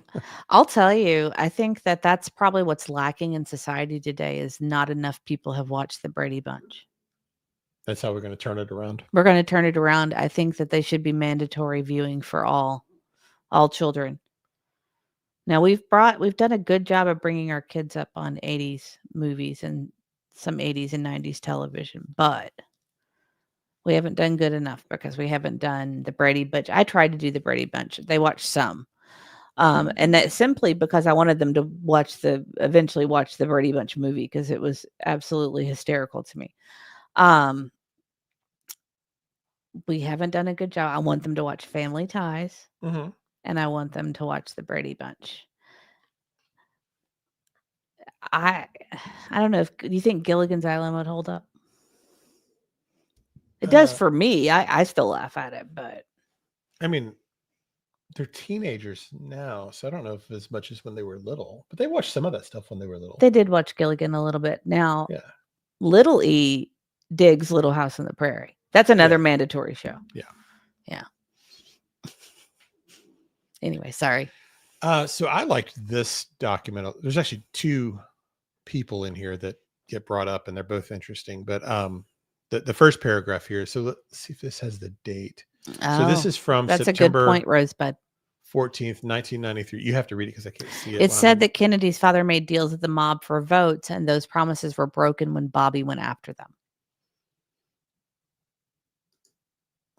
And GTO guy says, mystery. I wonder if the truth about RFK will come out. I actually think they will. I think that you've got RFK Jr. right there saying, hey, release my dad's files too. Yeah. I mean, I think he said he would, right? It just depends on how obtainable the truth even is. I mean, you'd have to think a lot of the evidence is destroyed. A lot of the people are no longer alive. Zoots and Boots, I Dream of Jeannie was one of my favorites too. I loved that show. Like, I wonder in a way if it's as important for us to know exactly what happened, or if it's more important for us to just kind of know that it happened. We may not know all the details of how it played out for Kennedy. What? Is it as important for us to know every detail, just to know the fact that it was a coup and that our government was overthrown, and that it's more important for us going forward in a way to be able to, that we're awake to the games that they play and the way they've shaped. But how do you prove that unless you let everybody see every detail? Well, do you know what I'm saying? Like, if you provide it was a government coup. I mean, there are going to be people who want to see it with their own eyes. So I think it's better to release every detail. Yeah, no, I know, but we may not know. We may not ever learn every detail. No, we won't. Yeah. I know what you're saying. But we know what happened. We may not know exactly how they pulled it off and who did what, because there's no way we'll know all of that. We're not going to get documents that say he did it. Yeah, she did it. Yeah. Whoever. Right. But that we're awake going forward to the way we were manipulated and opinionated. This is exactly right. It's important to me to know that it's no longer a secret. Exactly. Transparency. Exactly.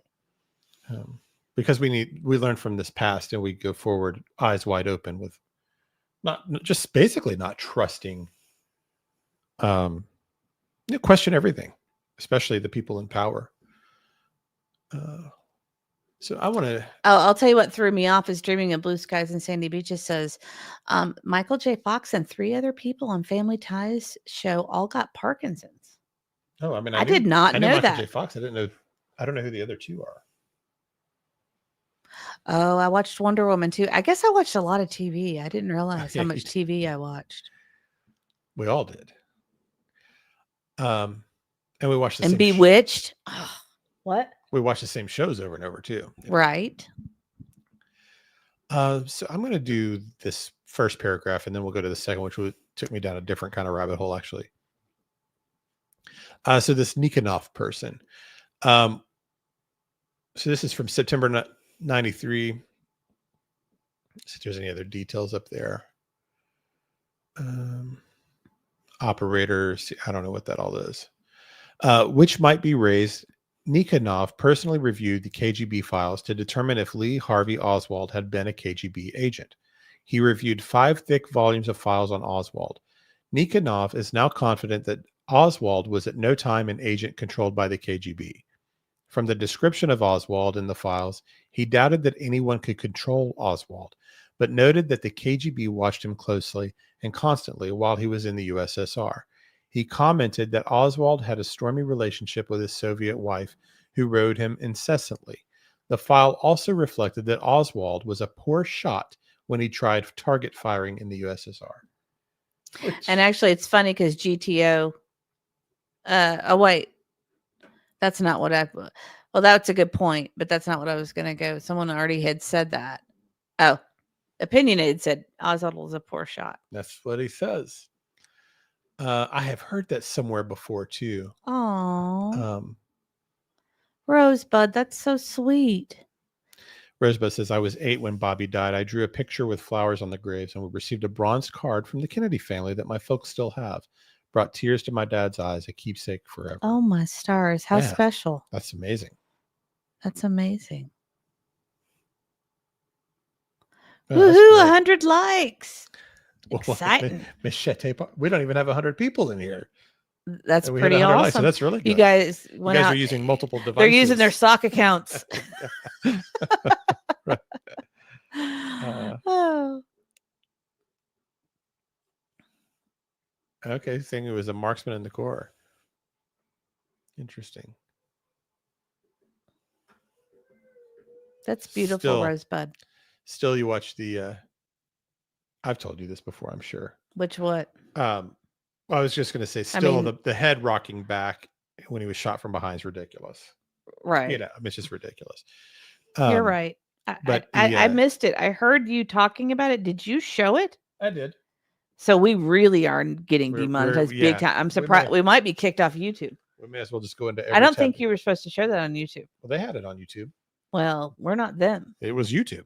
I was playing a YouTube Oh, video. It may be I don't know what's going to happen. We're in trouble now. Maybe it's history, though. You know. What was I going to say? Oh, so I was in Dallas. I've been there 25 too. years ago, and I had never driven there before. I was in like my early 20s or whatever, and I was lost, and I didn't know where I was. And then I'm looking around. And I'm like, oh, this is all familiar. And then I realized I'm driving right down Book Depository, Grassy Knoll, like I'm driving right down the Really? path. I've never told you this. Was I with you Uh-uh. in the car? No, Because no. I've been to Dallas with you before. No, You Just- sure I wasn't with you? it's like 3 or 4 years before we met. Okay. Um, I stayed at the hotel right next to the Grassy Knoll, and so I was able to walk over there every day. but that was an eerie feeling because I had seen Right. so much about because there's just so many. It was an eerie feeling driving down that and not knowing where I was, and it's like, oh my gosh, I'm right here. I'll tell you, I'm gonna have to move because it's easier for me to talk when I'm looking at you than it is. You'd rather do it that way. Yeah, I think so. I think I'm gonna have to move. Well, I want to read the second half of this too, because this gentleman Wallenberg is interesting too. So it says, in preparation for establishment of a liaison relationship with the Swedish intelligence service, Nikonov personally performed an inquiry for Bakatin into the fate of Swedish diplomat Raul Wallenberg.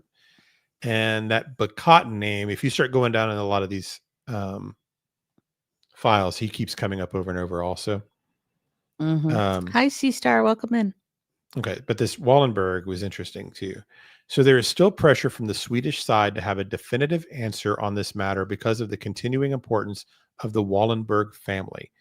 Nikonov was amazed to find out that the KGB had not been able to previously establish whether Wallenberg had died and under what circumstances. He was able to find partial evidence from 14 different sources. It says NFI, maybe? I don't know what that means. Nikonov now believes, but found no conclusive proof, that Wallenberg was executed late in 1947. There were indications that Wallenberg was suspected of having contacts with others who were accused of providing false diplomatic identity documents to others beyond Jews saved from the Holocaust. Among these were Nazi war criminals who were allowed to escape. There was no proof of Wallenberg's guilt in any of these charges. So historically, Wallenberg, kind of like a Swedish hero almost, because he was helping all these Jews escape Nazi Germany Mm-hmm. with these fake passports and things to enter Sweden. And then he gets rounded up in 1945 by the Soviets, Okay. and he's taken to, I think it's what's the country, Lyanka or something like that. Some Soviet-controlled country. Let me see if I have it here. You know what? I'm going to do something real quick.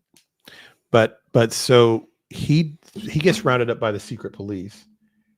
Then he disappears. I bought some memberships from us. Oh, you did? Yeah, because good, we've got good. a lot of very loyal people hanging out with us tonight. These and- are the good nights to do it. Yeah, well, no, those weren't the freebies. I paid for Oh, you those. just okay. Good. Well, look at you. Well, I'll just not buy something this week. Take it out of some other expenditure. Well, he well, so if you tell Mrs. E, thank you. If you got a free membership there, thank you, Mrs. E, for supporting the channel.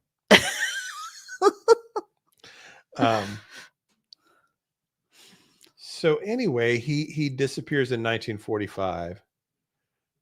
Here it says he was considered responsible for rescuing 100,000 Jews who survived the Holocaust in Hungary. Okay. But so I mean, like he's a national hero for that, right? Oh my goodness, Um, Amy! I didn't mean for that. I wasn't meaning for that. I just felt like I wanted to reward the people who were hanging out with us. Thank you so much, Spooky Wife, thank you, Amy. Spooky That Wife. That's very means a nice of lot you. to me. Thank you. Yeah, we appreciate it. I didn't mean it like that, though. I was just trying because there's a lot of people's names here that are very loyal viewers, and I wanted to see if I could give them a gift.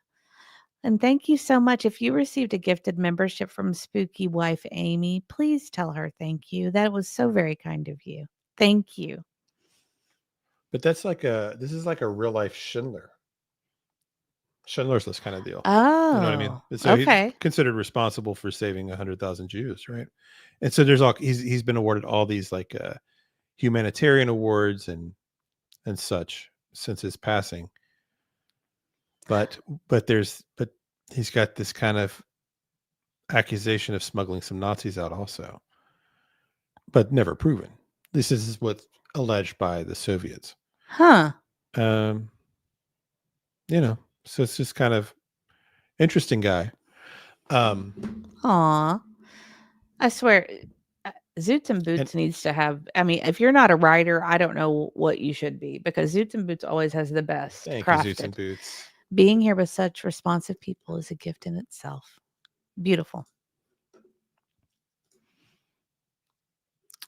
Oh, Rosebud says, just another note. I called Washington a few years ago to see if I could get the drawing and letter Dad wrote back.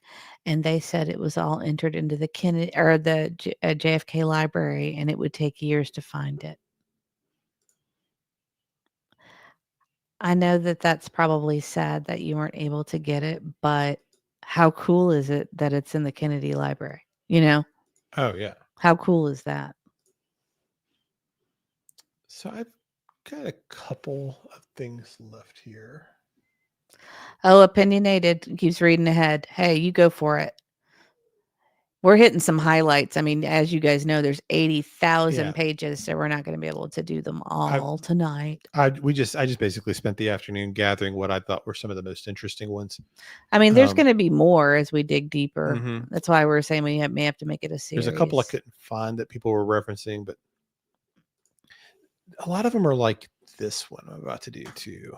And so there's some stuff that's just kind of like, I don't know. Chit chat. It's amazing to me that some young people don't believe the Holocaust ever happened. Education. History is so important. What is the saying? Those who do not learn from history are doomed to repeat it.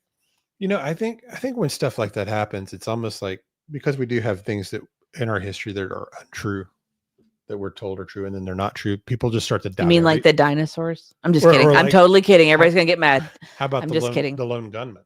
Right. We're told these things, and when you realize it's ridiculous and not true, even though all of your authority figures straight face tell you have a Warren Commission, and they tell you it's true, what it makes you do sometimes is you question everything. You start to doubt Right. everything you've ever been taught. I think that's the rabbit hole mom went down.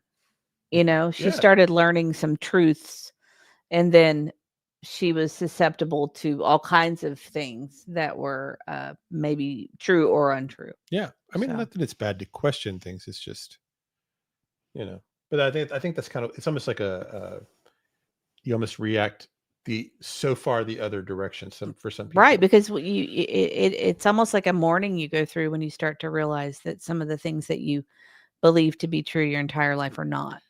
You put faith in these different institutions and people, and you think they're going to work in your best interest, but they're not necessarily. There's a lot of things like this document scattered throughout that are just troubling things that our CIA has done and our government does. Well, so this is just a small example, but there's several more like this. Opinionated wants to know how you're choosing them. It's impossible to search them. Absolutely it is. Yeah. You're hitting some highlights from people you trust, right? I did a variety of different searches. There's different political people I follow that would have been going through them and posting them, and then I just was saving the ones that I thought were interesting because I knew there's no way to do 80,000 pages. No. And it'll take people years to go through all this, really sort it, because it's all out of order. It's all, I mean, it's everything from like newspaper clippings and everything in here, What are you reacting to? First, I want to say that C-Star says, but so many people never believe the Kennedy official narrative. And I think that's why, I mean, it's the biggest mystery of our lifetime, I think, because I don't think we even grew up believing it exactly, because, I mean, the magic bullet makes no sense when you really think about it, right? No, but the magic bullet theory. And I don't know, because I wasn't alive for it then. I wonder at the time, how long did it take for people to start to question him? Well, that's what the whole had no JFK video. movie is about, right? That's about a real person, correct? Yeah. Yeah. But they didn't have the video for a decade. Right, that's true. Or at least not the full. Not the full thing. And I'm not even sure we have the full thing. Like that we have seen the full video, right? Or is it out now? No, I think we have. They have it now? I mean, the entire video? Oh, okay. I guess. I think we played it, but I don't know. No, I didn't know if that was the entire one or if that was just a clip. I didn't see it. I could hear it in the car. I didn't know what you played. It just shows them coming around the corner with the motorcade and then zooming away after the shots, And then GTO guy says a great guest would be Vince Palomero, who's written some great books on the strange things the Secret Service did that day. By the way, Clint Hill, the agent who jumped on the back of the limo, just passed away. So here's what I think is really tough that I heard somebody discussing on all this once is how many books and things like this are the conspirators trying to point you in the wrong direction? I mean, we've seen it with our own eyes. We've seen narratives before our very eyes try to get shaped. So, I mean, it's not hard to believe that's been going on for a long time. How do you know you don't have a CIA agent out there writing the book? How do we know you're not one? How do we know you're not? we could be Mr. and Mrs. Smith here. But yeah, you could, you know what I mean? What gets left out, what gets included, what is there a secret agenda behind all this stuff? It's so hard to know what the truth is on something like this that's happened so long ago. Right. And Zoots and Boots says systems need safeguards to prevent corruption. Through revisions of history, we gain better innovation to prevent repeating pains from the past mistakes. I agree. In this situation, we didn't have a safeguard for Kennedy, because what happens? He's assassinated. Johnson comes into power. Johnson creates the Warren Commission to investigate their own corruption. Right. Well, no wonder they came back with the single. Are you going to cover the Johnson stuff tonight? I saw some interesting stuff. We can wait till another night. No, I don't really have anything on him I was going to do. Okay. I don't have a lot left. I was going to do this, and then there was one other interview that was kind of lengthy, and I thought I'd skip to certain parts of it. I do want to say Opinionated said last night I started at the beginning and read about 20 documents, then I went blind. I think I got about 30-ish Yeah. in, and I had to stop too. Yeah. So it that's was- why I'm a little bit behind, because I did not pick it back up today. One of my friends texted and Oh, absolutely, Rosebud. I will put the link in chat. I've got the link. It's on the also- National Archives. I also put it on our X account. So I posted it there if you're on Okay. X. Let me see. If you mean the new stuff that came out. I can just put it in chat too. Easily enough. A friend of mine, when it all came out, because I've got a bunch of guy friend text kind of things, where we all text each other. And we were all excited about this coming out. We were like, so what do we do now? 80,000 pages, and my friend was like, I'll just let all the nerds get through it and they'll tell us the highlights. Right? Does that mean you're the nerd? And I was like, and I responded back. I go, on it. Yeah, C-Star, I've heard that too. I've heard that too. Yes. It has a different speed. Mm-hmm. Which is why some people were suspicious about the driver possibly being a gunman. You've looked at that before. I can't tell if it's a gun losing monetization again, or it's gone. We literally will make $1. Or that's it. I know. Maybe a reflection if they don't kick us off. Reflection off the guy's hair. You want to know what I think or what I see? Which one do you think? I actually can't tell. I think based on what you were saying about the position of the head and everything, I absolutely think that's what happened. Do you think it's the driver that? Oh yeah. The time, not the driver, the passenger in the front seat. What it is the. I might just pull it up again. It's the he's the not the driver. It's the passenger. No, I think it's the driver. Oh, well then no. You just haven't looked at it. I haven't looked at it in years. Hi, you. Jody Lynn. Welcome in. Hi, Kelsey. Yeah, this is it. Yeah, Gymnastics 101 says, of course, it's been happening forever. How do you know the difference? That's the problem. Exactly. Okay, so we'll get to it here. So are you seeing it? The truth comes out when we finally know what Mr. E's occupation is. And I'm going to slow this hysterical. down.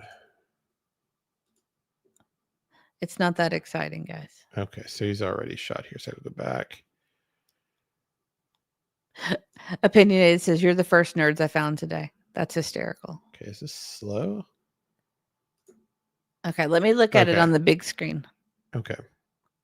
GTO guy says, you're the special agent. Oh, I think he said special agent in charge. Hold on, let me look. Okay, here he goes. Look. Okay. Then back. I don't want to see that part. Well, you got to look at the driver. I'm trying to. I don't want to see the other part. I don't want in my memory. You actually almost have to because of the timing. I don't want to. Okay, now he's looking back now. And there comes the arm, maybe.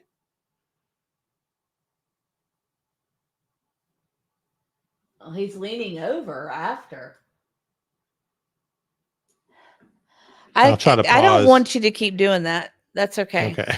All right. I'll get out of that. See, I protect my brain from things. Yeah, but you've seen that so many I have times. not. You've never seen that. Not that part. You've never seen him be shot? I've seen the front seat only. I have not watched that part on purpose. 1,000 times. Yeah, but I haven't.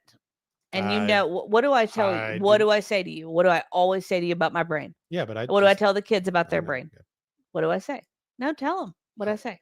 You gotta protect your brain. You got to protect your brain. You have to protect your brain. I just assumed you had to. Romy too should have married you then, because she says she can watch that stuff all day. Yeah, I mean it's almost like I've seen it so many times it's not even like real anymore. You know what I mean? Because I've analyzed it, looking at, I understand, but no. Okay, sorry. So this is a section. This is the kind of stuff I have these seen tactics. A zoomed in version of the front seat. This is what kind of scares me about our government at times. And I don't know which year this is from exactly. but it says pertinent background at the back. The group then turned to a discussion of number 32, agricultural sabotage. General Carter emphasized the extreme sensitivity of any such operation and the disastrous results that would flow from something going wrong, particularly if there were obvious attribution to the U.S. Yeah, so, okay. He went on to say, however, that it would be possible to accomplish this purpose by methods more subtle than those indicated in the paper. He mentioned specifically the possibility of producing crop failures by the introduction of biological agents which would appear to be of natural origin. So Sorry, I'm still seeing that in my head. So creating, famine, basically, right? Okay. Mr. Bundy said that he had no worries about any such sabotage, which could clearly be made to appear as the result of local Cuban disaffection or of a natural disaster, but that we must avoid external activities such as release of chemicals, etc., unless they could be completely covered up. So what's really, this is what's disturbing about stuff that goes on in our government, is the concern is not death or long-term illness, the inhumanity of doing this. It's all about, can we get away with it? Yeah, that's kind of disgusting. It's really disgusting. And it's not the only time that these files show stuff like this. There's other ones where they talk about these types of things. We saw it a little bit earlier with, if you believe, Sergei, where he's talking about, being brainwashed and trained to well, be we know that stuff, that they were playing around with that stuff during MK that Ultra, time. basically. These kind of things, I would have a hard time believing we've outgrown this, right? Because there's not any. The reason I would have a hard time believing we don't still do things like this is because there's never been any consequence for things like this. Right. These people are still in power and have never been punished. They've never been, they're still probably, they probably all went on to have 30 and 40-year careers. And no one thinks twice about this. Someone mentioned the JFK Jr. letter to Biden earlier. Oh, yeah. Are you getting to that later? I had it. I'm going to do a poll. I'm going to do your poll from X. I'm going to carry it over here to see what everybody says. Is that okay? Yeah. I don't know if you guys have noticed a change in our X account, but I let Mr. E take it over, and he's been wild. He's been going wild on there. Yeah. He's doing all kinds of crazy stuff. He didn't even know how to log in, and I was like, hey, we've got an account. And so he said, okay. Yeah, so this is... If you don't know what I'm talking about, I'll pull it up here. I think this has actually been out there before. I'm going to do the poll you did on there and see what they say. See if it comes close to the X poll. So also, if you're just coming in, if you wouldn't mind to hit that like button, because we would appreciate it. Okay, so you can see here, this is an FBI letterhead dated September 16th, 1994, received a week earlier. An envelope postmarked Worcester, Massachusetts, bearing the hand-printed address, Senator Joseph Biden, accompanying a handwritten, hand-printed letter dated August 26, 1994, beginning, Dear Senator Biden, you are a traitor. Then it continues, and bearing the signature, John F. Kennedy Jr. That's kind of crazy. Yeah. And nobody knows why, right? I don't know anything else about it. That's it. So apparently there's more to the letter. There's some handwritten notes here, but I can't make any of this out. Kelsey says, you don't say. I mean, that's funny. Who knows? Who knows what that's about, right?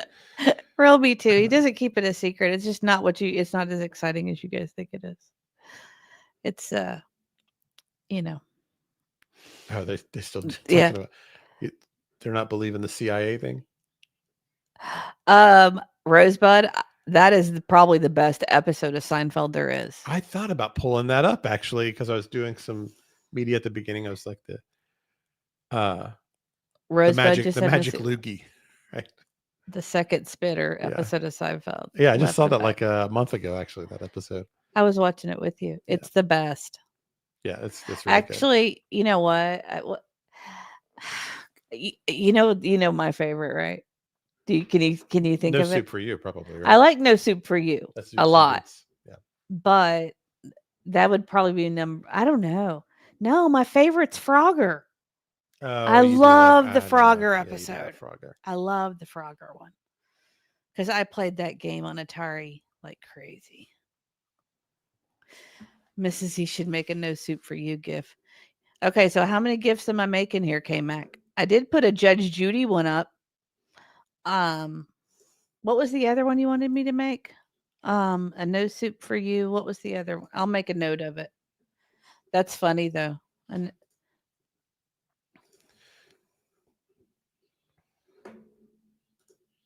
I'm gonna change them out.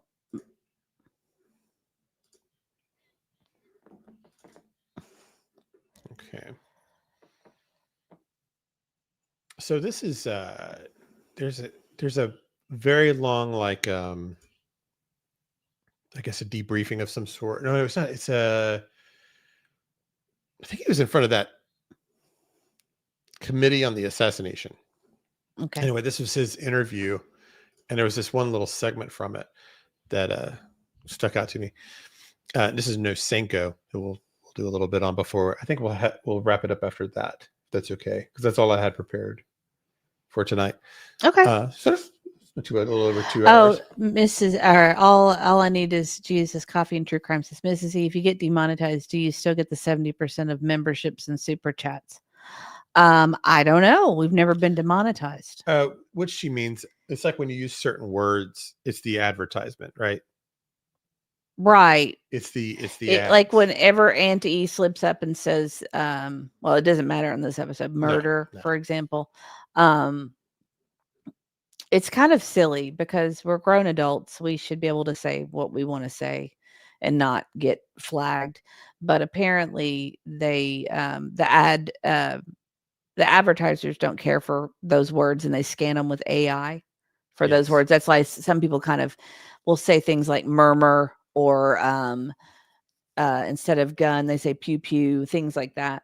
And essentially that's to save the ad revenue. The ad revenue really isn't where a YouTuber makes their money anyway. It's really off of super chats and memberships more than anything else. Yeah. The ad revenue is low in comparison, no matter what. But when it's like that, when we did Megan Boswell, for example, we laughed about this one pretty hard. I think we spent 7 hours. Was it Megan Boswell? Sometimes. It was something like that. Yeah. 7 hours, and I think we made $3. Well, yeah, because we're talking about right, in the ad revenue, and then I don't think we had any super chats or any memberships that day. So I think it was literally $3, and we were all laughing our heads off about it because we were on there for 6 or 7 hours. Yeah, but it wasn't about that. It was we really were going to watch it anyway, so we thought we might as well just watch it with our friends here. That was great on YouTube, and I really enjoyed it. I'm glad we did it, but it was really funny. So it's ad revenue, not what we spend here. I just don't want to buy a membership if you're not going to get your money out of it. No, it's ad revenue. Exactly. That's exactly what it is. It's like because the advertisers want to buy on shows that are more family friendly, right, for their own reputations. The more you talk about those harsher topics, the less advertisers you have that want to be on your show. Exactly. So they categorize you. Right. Like, I guess that's how it is. Exactly. Super family friendly, somewhat family friendly. And so if you're talking about, if you're covering Megan Boswell and you're talking about this horrific thing she did. Right. Or this, for example. Or this, then, but that's okay. Mr. E has decided he's not going to worry about those words. He thinks that he's Right, about, but it doesn't affect the super chats, the memberships. and no, all it that. doesn't affect Right. that That's stuff. what because people No, don't know. no. People don't. I didn't know till we did this Yeah, either. right. It's all been a guessing game. Oh, sweetheart, thank you. You didn't have to do that. I didn't. I No, wasn't it's talking. fine. I'm laughing about it because he so wants to talk this way. He hates saying pew pew Oh, yeah, I don't do and pew red pew. rum. He Yeah. hates that stuff. And so it's just he feels very free to be able to do this. Yeah. So I'm just laughing about him at that. But that's not why we're doing this. He was going to do this whether one person watched or no people watched. He was still going to do this. We know that when we But thank you so much. And you know what? Before we end tonight, I will play the dog pound for you. I don't want to get him all mixed up in his thing. But thank you so much. You're so sweet. And we are going to do. Our lives are very different as of a few days ago. So Yes. we're more free. a weight lifted off our shoulders, not having to do the radiation anymore. So with our son. So we're going to have some more free time. So we're going to do some more membership stuff. I've just got to we've been catching up on all of our errands this week and all the things that we have to get done with our various, with our jobs and with our just life that we've had to put on hold. So we're going to get it all together and plan some dates for some fun stuff with our members. So thank you so much. In a long drawn out way. Thank you so much. Sorry. I'm done talking. Go ahead. Okay. So I'm actually going to go to the restroom. Do you need me here? no, I'm going to read Okay. a little bit of this about Nosenko, his testimony with this committee. This is page. I'm not going to do all of it, but there was just certain parts. This section, he says, I was hungry, and this was the most difficult for me because how I tried not to think about food. I was thinking about food because all the time I want to eat, I was receiving very small amount and very poor food. I was sitting some kind of attic. It was hot, no air conditioning, cannot breathe, no windows closed over. I was permitted to shave once a week, to take showers once a week. From me were taken toothpaste, toothbrush. The conditions were really inhuman, conditions in this place, and later transferred in another place, which is now I know where it was, the second place, Camp Perry, where certain house in the same very, very Spartan conditions, 3.5 years. Besides that, on me were used different types of drugs and sleeping drugs, hallucination drugs, and whatever, I do not know. So that just kind of goes more into how we've been doing things. That's terrible. It is. But I do want to say thank you to Rosebud. Rosebud says, love you guys. All of your streams are refreshing. I feel like an adult. Well, thank you. Thank you, Rosebud. You're so sweet. So that is very kind of you. Thank you. So I'm going to just kind of skip through some of this here and just show you where this came from. This was a CIA methodology. It's 9 anyway. I've got to get everybody to bed Sure. anyway. So I'll be back in a little bit. So this is Yuri Nosenko, and the topics are CIA methodology, KGB files, KGB methodology, Lee Harvey Oswald, Russian period, Mexico City, and let me see if that's showing up for you guys. Yeah, it is.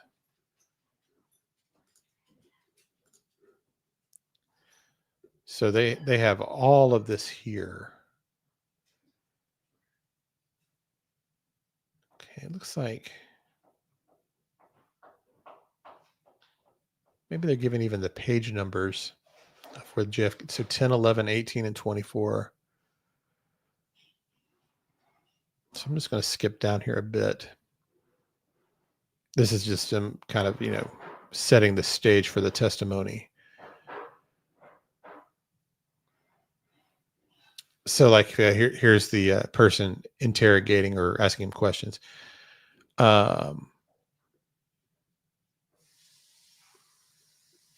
Was it at all unusual that with all your involvement in the case, you did not have an opportunity to read that file? Nosenko says it was the decision of the chief of the second chief directorate, given big importance to this question, that a resume will be prepared by the most prestigious department, American department, and that is why we couldn't even ask. Klein says, you didn't even ask it. Nosenko, no. Klein, so it was not unusual that you were not allowed to see it. Nosenko, no, it was not unusual. Klein asks, you have testified before this committee that the KGB did not allow Lee Harvey Oswald to defect because he was uninteresting. You have testified the KGB did not even speak to Lee Harvey Oswald because he was uninteresting, and that you decided he was not interesting without speaking to him. Do you know what year Lee Harvey Oswald came to the Soviet Union? Nosenko says 1959. Klein says, in 1959, approximately how many Americans wanted to defect to the Soviet Union or requested permission to defect? Nosenko, there was a defectionist. I remember one of the employees, one of the workers who was helping to organize the American exhibition in Moscow, Mr. Webster. And this is, of course, all labeled top secret. Mr. Klein, without giving particular names, how many Americans would you say asked permission to defect in 1959? What would the number be? Nosenko says, these two were known to me, Oswald and Webster. Klein says, from 1955 to 60, what would be your best estimate as to how many Americans asked permission to defect? And Nosenko says, as far as I heard, there, I think, was one only. One other, meaning three altogether. One besides Oswald and Webster that I know. Three. So, this is all... not sure what point they're trying to get to there.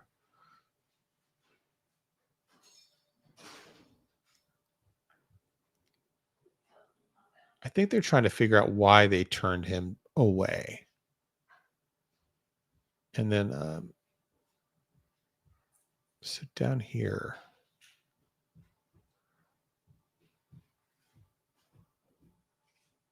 So then they enter a document referred to as JFK exhibit number F2 for identification.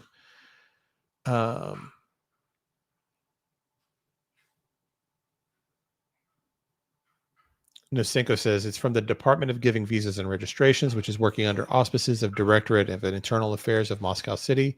Klein says, and does this appear to be an authentic document, an authentic copy of the document? He says, sure. Looking at number 8, does it say what date Lee Harvey Oswald came to the Soviet Union for the first time?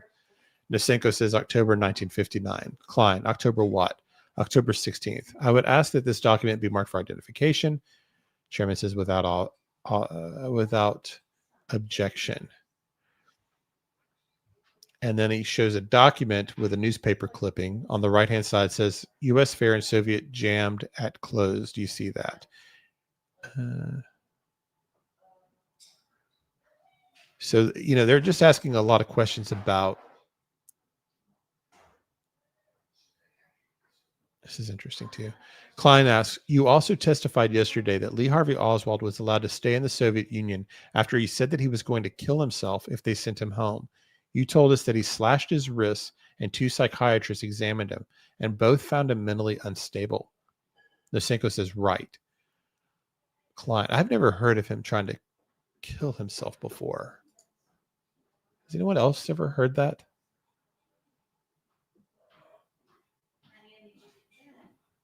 Well, thank you, Gymnastics 101. Thank you, 3Es, for hosting a pleasant, friendly, peaceful place to hang out in.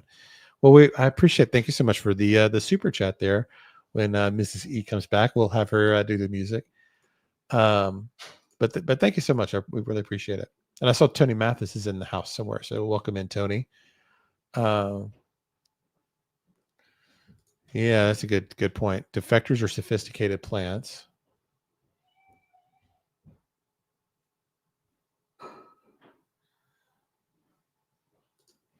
Yeah. Meep says, I went to the book depository in Dallas and looked out the window at the route where JFK was killed. I've never done that. I understand there's like a glass, like I don't know, I guess a glass case around it now, I think. Suits and Boots says, released documents make sense for the time they were recorded with modern understanding of the historical context. Revisions can become more valued in retrospect. Yeah, for sure. So Rosebud says Russia had no use for him. It seems to be the kind of takeaway a lot of folks have had is that he may not have been KGB like what was trying to be painted early on. All of the documents kind of point the other way. if we believe what we're seeing there. But that's interesting that I don't know if I'd heard this about him threatening to take his own life. So anyway, Nosenko says, I think simply to be assured that it was a right found decision concerning this person, too independent. Klein says, after they examined him, the decision was made to let him stay. Is that correct? Nosenko says, it is not because of the examination he was allowed to stay, Mr. Klein. You are a little bit mixing things. He was allowed to stay because KGB and Soviet government had come to the conclusion, if this person will kill himself, it will be reaction in newspapers, which can in any way hurt the warming of Soviet-American relations. Okay, so he's saying it would be a international incident, I guess, if this American takes his life in the Soviet Union, or he's forced to leave. Klein, the Soviets were worried he would kill himself in the Soviet Union. Nosenko, right, if they would not allow him to stay. Klein says, could the KGB have taken him and put him on the next plane out of Russia and thereby ended their whole problem with Lee Harvey Oswald? Nosenko, it is a very sensitive question. He can jump out of the car. If he is mentally unstable, you don't know what he will do. Klein, do you think the KGB didn't do that because they were worried he might jump out of the car or do something like that? Nosenko, simply a mentally unstable person. They didn't want to go it on any such action. Klein, they would rather keep him in the Soviet Union. Nosenko, no, they would rather prefer they wash their hands. Mr. Klein, they are not making decision, KGB. In Soviet Union, decisions are made by the Central Committee of the Communist Party and General Secretary and Politburo, not by KGB. KGB, a servant of the Politburo and Central Committee Communist Party. Klein says, going by facts as you have told them to this committee. Yes, sir. Why wasn't he put on a plane and sent back to America? Nosenko says KGB washed their hands. Then from Intourist, it was given information, Ministry of Foreign Trade reported the Soviet government. As I said, I assume the chairman was surely asked. He told his opinion of the KGB and up to the Soviet government how they would decide. Klein says, could he have been brought to the U.S. Embassy and told, then he is an American. You take care of him. We don't want him. Nosenko says, it can be done. Sure, it can be done, but it wasn't done. Klein, instead, they elected to allow him to stay indefinitely in the Soviet Union, and they have to worry about him every single day. What an unstable American would do. Is that correct? Nosenko, KGB didn't allow, Soviet government allowed.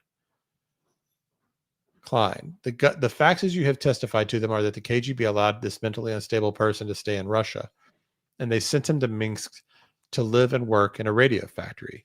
Then the KGB allowed this mentally unstable individual to marry a Soviet woman, and then thus mentally unstable individual was allowed to join a hunting club where he had access to a gun. Can you think of any other cases in all the time? Okay, so what he's trying to do, and I don't know which one's right, but Klein here is trying to set it up that KGB were grooming, I guess, in a sense, Oswald to be an assassin or an agent or whatever before sending him back. That's what he's trying to paint. And Nosenko is trying to say, we didn't know what to do with him. This man was mentally unstable. We let him work in a radio factory. We didn't want an international incident, so we didn't force him to leave. So I don't know. That's the little tug of war going on here, though. Nosenko says, I told you I do not know any other cases of mentally unstable, excluding one code clerk, American, was also mentally ill. He was delivered in Soviet Union. I heard it. I never have worked with him. I never have seen him. And the thing is, I'm sorry, but you are putting and stressing a number of questionings, and it sounds so peculiar. What does it mean, KGB allow him to marry? Yeah, and that's another thing I guess they're going back and forth on. Nosenko is trying to say KGB has no power, that the government does, and Klein is trying to put it on the KGB. Mr. Klein, in the Soviet Union, there is by degree of Presidium of Supreme Soviet USSR a law allowing marriage of Soviet citizens with a foreign. A foreigner can marry a Soviet citizen by the law. There is not a thing that KGB can in any way try not to give, not to make it possible. But this is in cases when the person who is marrying a foreigner worked in some sensitive place, let's say in missiles, rocket industry production, was in process of any place of his working, seeing classified material. In these cases, KGB will try to put different type of fences, but it is unlawful. In accordance with Soviet law, marriage is allowed. He doesn't need to ask permission of Soviet government or anyone. And then his wife, Marina, wasn't working in any place which was sensitive from the point of view of Soviet security. Mentally unstable, it doesn't mean that he is raving mad. It is mentally unstable. Wow. Did you know, according to this, I guess Harvey was threatening to kill himself if he was forced to leave the Soviet Union. No. And they cut his wrist, apparently. There goes more monetization. It's really okay. This is really more of a, I'm just you wanted to share this with everybody. I know. I just wanted to do it. I was excited about these. Zoot says, damned if they retain him, just as risky to free him. Exactly.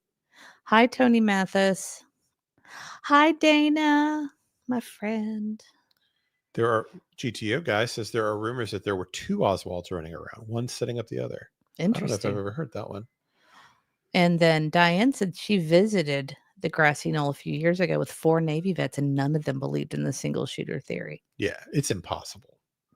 It's impossible. Even if the head didn't rock back just from that distance and angle and time, there's just no way. I've never heard the two Oswalds. I'm not sure what that's referring to. I don't know that theory. Diane, Diane says, I've been rewatching Peter Hyatt's videos on Sebastian. We are going to visit those as well at some point. We've got a long list of things we need to cover. I did not know this. Beep says there's a bar in Dallas called Lee Harvey's. No, there's not.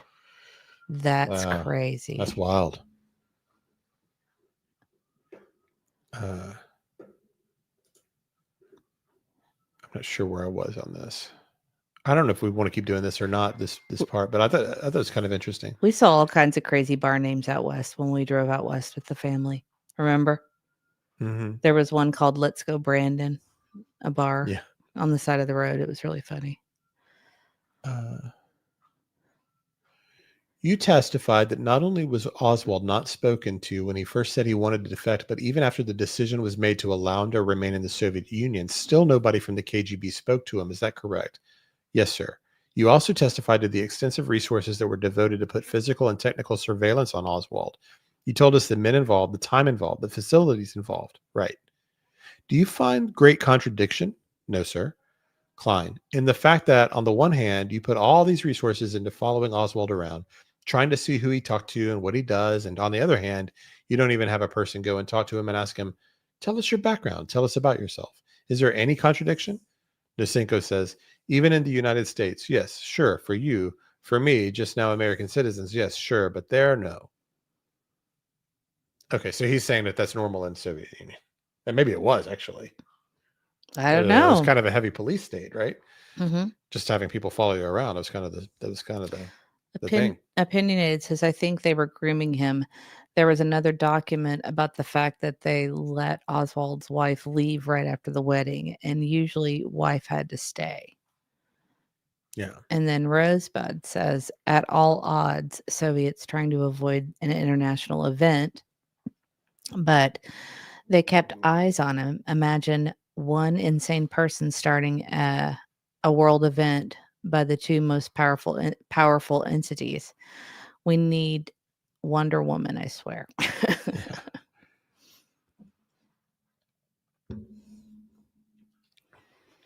So Mr. Klein goes on, they don't talk to people there. Nosenko, they can talk and cannot talk, but I don't see contradiction there. Any foreigner who will be staying, even if this defector not on his own, but let's say KGB pushed him to stay to defect, he still would be watched, and on him will be put the same type of work that was put on Oswald, not less. Mr. Klein, you talk about their society is different than ours. Is it unusual that they allow an American to defect and live there without ever questioning him to ask him if he is an intelligence agent? Nosenko, on the contrary, no doubt. Let's say he was intelligence agent. What he will tell them that he was sent with mission as intelligence agent? Why? To scare him? Let him live how he wants. We will be watching him. That's a good point. He will show by his behavior, by his action. Mr. Klein, they purposely don't speak to him. Is that your testimony? Nosenko, is in this case, they didn't speak with him because he didn't present interest for the KGB and because he was mentally unstable. Mr. Klein, you testified that you read the reports of 2 psychiatrists who examined Lee Harvey Oswald at the hospital after he cut his wrist. Is that correct? Right. You said both found him mentally unstable. Yes, sir. You told us in great detail how this decision was made to have these psychiatrists examine him. I would ask that this document be marked for identification. And he asks, have you seen this document? No, I haven't. Were you aware the government provided certain documents to the Warren Commission in 1964? So he might have a little bombshell for Nisenko here. No, sir, I wasn't aware of this. Klein says, looking at that document in front of you, right? Is that a hospital record? Oh, yes, sure, it is a hospital record. And whose hospital record? Does it have a name on it? Yes, sir, it is from Botkin Hospital. Whose name is it? Lee Harvey Oswald. Does it say what date he was admitted? Discharged, admitted 23rd, discharged 28th. What year is that? October of 1959. And does it have on the bottom the diagnosis why he was in the hospital? Incised wound of 1/3 of the left forearm. And that date of 1959, is that when Oswald first came to the Soviet Union and cut his wrist? I cannot tell you dates, sir. I do not remember. You have in front of you the other document which told, number 8, what date he came to the Soviet Union. Is that still there? No, sir. This is admittance to the hospital and dischargement. Number 8, arrival October 16th. And the date on the hospital admittance, 23rd of October. And would you turn to the hospital admittance form? And once I just gave you to the 3rd page, please. Yes. And do you see where it says history of present illness? No, I don't see. On the 3rd page. I have the 3rd page. It was number 6 on the top of the page, but it's the 3rd page on the document. Oh, number 6, history of present illness. Yes, just a second. Would you glance through and would you tell us if this is the hospital report from when Lee Harvey Oswald cut his wrist and was taken to Botkin Hospital? Yes, sir. Now would you turn to the last page? It has all 13 on the right-hand side. Or it has a 13 on the right-hand side. Do you see that page? Yes, sir. The next to the last page? Yes, sir. And do you see where it says 2/3 of the way to the bottom, psychiatric department underlined? Yes, sir. Would you read what it said under that? His mind is clear. Perception is correct. No hallucination or deliriums. He answers the questions legible and logically. He has a firm desire to remain in the Soviet Union. No psychiatric symptoms were noted. The patient is not dangerous for other people. His condition permits him to stay in psychiatric department by an order of the assistant to the chief physicians, Dr. Kornica. The patient is transferred to the 7th ward. Klein asks, is there anything in there to indicate he is mentally unstable? Nisenko, here I do not see. Does that report indicate that he was normal? Here I do not see what I have seen, but this you received from the Soviet government and you think you received the true things? What was in file, you are wrong, Mr. Klein. And that document, according to you, is that not an authentic copy? Nisenko says KGB can prepare you any document. Take the material or ask the doctors who are cooperating with KGB and they will prepare you any document. I am not asking you what they can do. Are you testifying that this document is not authentic? It is not the document. And Nisenko says, this document never was in the file of the KGB. So, this I testify. It is your testimony that the KGB sent us a phony document. Nisenko, yes, sir. Klein, you testified before this committee that there was periodic physical surveillance of Lee Harvey Oswald, which was ordered by Moscow to be carried out in Minsk. Right. And you testified in detail about that, and you told us how the physical surveillance consisted of following Oswald for a month or a month and a half at a time, and there were a number of people that would be involved. Is that correct? Right. It was a big operation? Big operation? No, it's not a big operation. There were a number of people involved, weren't there? It is not a big operation. It is routine. In KGB, it is a routine, nothing serious. It's not an operation even. It's surveillance. It's not an operation. Mr. Klein, have you ever stated that the only coverage of Oswald during his stay in Minsk consisted of periodic checks at his place of employment, inquiry of neighbors and associates, and review of his mail? Have you ever stated that was the only coverage of Oswald in Minsk? Nisenko, I stated before, and I stated it to you yesterday, and I state now that the order was given, and I have seen it, to cover him by surveillance periodical, to cover him by an agent watching him places of his living, places he is working. Okay, I was going to ask, there's 116 pages here. Are you reading all the? No. I just, I thought that was an interesting little exchange. And there's been some interesting things going on in chat. Yeah, let's do it. So that's a good stopping point because I think they're getting into something else anyway. Tony Mathis says, what is the most powerful thing to come out of this, in your opinion? We haven't read all 80,000 pages. No.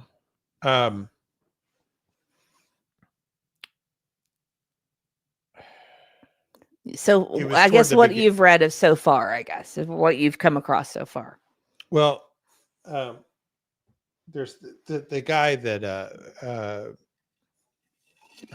his name's escaping me. I've already closed out the tab. But the guy that was the CIA whistleblower that was That was they said that he had committed suicide. yeah 6 months later, but he was shot on the left hand side of his head, behind his ear, and he's right-handed, and the gun was under him, and his neighbors didn't hear the gunshot. Was interesting, all of that. So far, The tactics, of course, we're on the surface of it. We're not even deep in yet. all the monitoring that was going on. I mean, obviously the KGB knew who he was and was either grooming him, watching him, suspicious of him, whatever they were doing. I don't know actually who's telling the truth in this little exchange between Klein and Nasenko. I kind of There's a felt little like gamesmanship. we should have read it like a script and used Russian accents and stuff. I didn't plan on doing that, and once I started reading it, I was like, "Oh, this is actually kind of interesting." Is that your answer for now? Because there's more stuff to talk about in chat.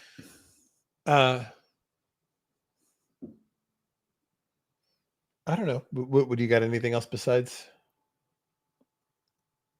My favorite thing so far is the document of the person who was saying that they knew the dates, or they knew that the assassination was going to happen to Sergei. Kennedy and also to Yeah, Martin Luther King Jr. That's the most fascinating thing for me so far. Sergei Koshikodnov or whatever. He apparently, if you believe his testimony and his writings, I do. He knew that he was warning of an assassin named Oswald in August or the summer before JFK was shot, and supposedly knew about Martin Luther King also in that plan. Okay. Few other things. Chit Chat says, this is making me want to go back and watch all the Jason Bourne movies. I was a former agent. I was told a former agent said, if you watch those movies, they're more true than you know.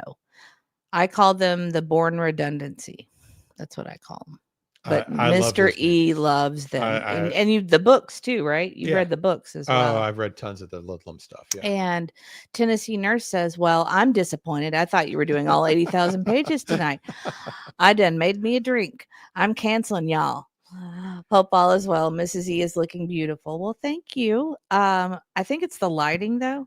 I think the lighting's hiding my wrinkles. So thank you, though. That's sweet of you. Yeah, I think as people are going through this stuff, people keep posting different interesting documents. We'll just continue to keep gathering them. Yeah, I think. And Opinionated says, I'm just glad someone else is reading this to me so I can listen instead of read. I agree. I understand. Well, I know this is 115 pages, and there's probably, I'm reading that for the first time because I didn't plan on reading all that. And once I got into it, I was like, oh, this is actually kind of interesting. You know, what was going on with Oswald 2 years prior, and with the Soviets and everything. And you just don't know what's going to happen. And it's interesting because both sides are trying to paint a picture. And Opinionated I don't even know which one's real. Maybe he was more useful because he was unstable, easily brainwashed. Yeah, why was this guy so important? Mm-hmm. Well, yeah. And Real Me Too says there's nothing too shocking yet. But Real Me Too is also a deep diver and has already probably looked at a lot of this stuff already. And Raven Law says what is kept in the dark eventually comes to light. That's true. And Tennessee Nurse wants to know what Tony thinks. Did you see the response? I think that Seth Rogers is innocent. How's that?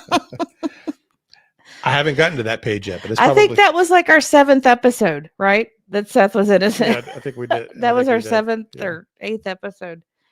Because when we started looking at all that stuff, we're like, there's no way this guy did this. Yeah. That's so funny. Yes, K-Mac. My favorite part was JFK Jr.'s to Biden, the letter. What you looking up now? I don't want to read all of this, but that's anyone doing a bracket for March Madness. They're due by noon tomorrow. I did not realize that. My guy Chet sent one for us to do if we want to do that. Okay, yeah. One. Should we If post you want them? to do it, Should we? I mean, okay, just so you guys. well, you want to do one? Well, no. Okay. I'm going to have Mr. E tell you who I have winning every year. Kentucky every year. Every year, Kentucky. I grew up a University of Kentucky basketball, a huge basketball fan. My father loved it, so that was always on in our house. So every year, no matter what, it doesn't matter what I'm doing. It doesn't matter what their season looks like. I know nothing, but I put them down every year. Every year, I have them winning. And I won't watch their games because I'm afraid I jinx them.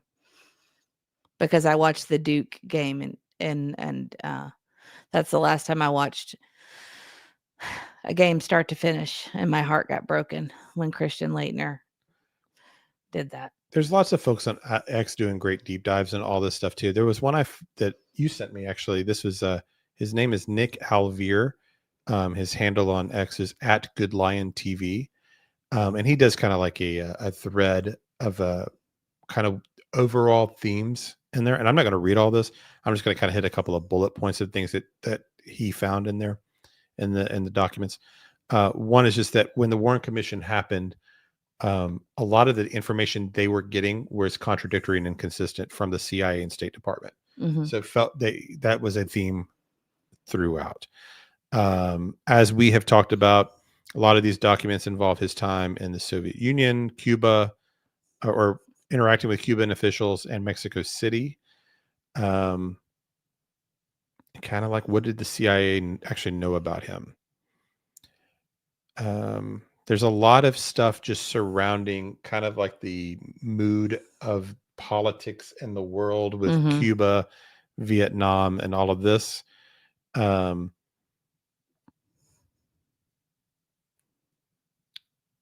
There was a CIA officer named George, Joannides,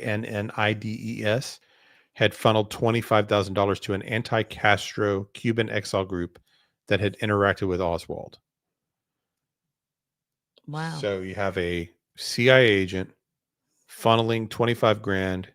And I looked for this, but I couldn't find the document. So this will be one maybe we'll look for next time. But according to him, there was 25 grand funneled to an anti-Castro Cuban exile group that then interacted with Oswald. Mhm. And served as a CIA, and that same agent served as a liaison to congressional investigators in the 70s without disclosing his 1963 role. That's just been revealed. So the financial link suggests the CIA was indirectly connected to figures who tangled with Oswald, adding a layer of context to Oswald's pro-Castro, anti-Castro public activities in New Orleans. So it's just that kind of dark money stuff that happens with the CIA. Time out. I had a great idea real quick. Mhm. In our Discord, let's put up brackets and let everybody fill them out and upload them to the Discord, and we can Sure. have a little March Madness in there. So I will put, for those of you who are members that are not in our Discord, we have a Discord for members. I haven't been terribly active in it since our son started having issues, but now that our treatments are wrapped up for now, I'm probably going to be a little bit more active in there, so I will set that up. A few things I wanted to say. Dreaming of blue skies and sandy beaches says, no way, Mrs. E, UK for me too, always. And that's awesome. That's awesome. And then, Tennessee Nurse said, ew, about that. Are you listening? Are you reading? I'm reading to get ready for the next. She did not care for my choice. What's that? She said, ew. And then K-Max says, Memphis is going to win. And hello, Baba Rose. Welcome in. Chit Chat has a great idea. If you don't want to read the document, just put on a screen reader, put a voiceover, and pick an Australian or British accent. And there you go. LOL. Yeah. And let's see. K-Mac's dad was a Duke fan and was torn up when Memphis played them. And then poor Dreaming of Blue Skies and Sandy Beaches. I don't know how you married him. My husband is a Duke fan and my son is a UNC fan. So I'll tell you something funny. Well, not funny. We got a second opinion from a doctor at Duke, and he was amazing. He was a specialist in the field that we're dealing with our son. And I actually told Mr. E, I said, well, I'm going to have to stop disliking Duke now. Are you listening? He's not listening. He's in another world. I'm trying to get ready for the next thing. He's in another world. This is what our life is like around the house. This is it. This is it right here. I'm preparing for the next thing. This is it. Well, I mean, right? I can't. This is our life. You're always preparing for the next thing.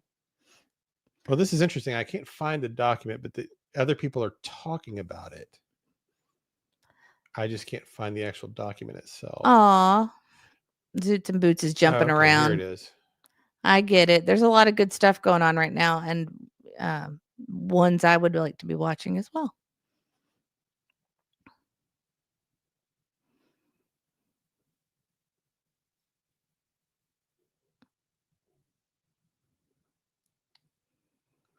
Well, anyway, somewhere maybe we'll find this before next time we do one of these.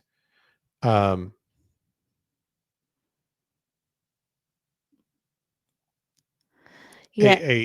I was going to say the doctor at Duke was amazing. We got a back channel, and the doctor actually spoke to us without having to go through insurance or anything. He looked at our son's records and gave us his treatment plan.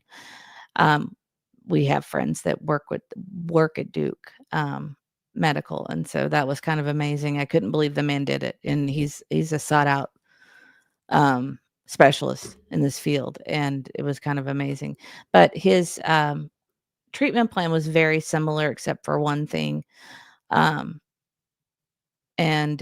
we shared that treatment plan with his doctor at Vanderbilt. And anyway, that nobody wanted to step on anybody's toes, but we do have some options that we're thinking over about future treatments. So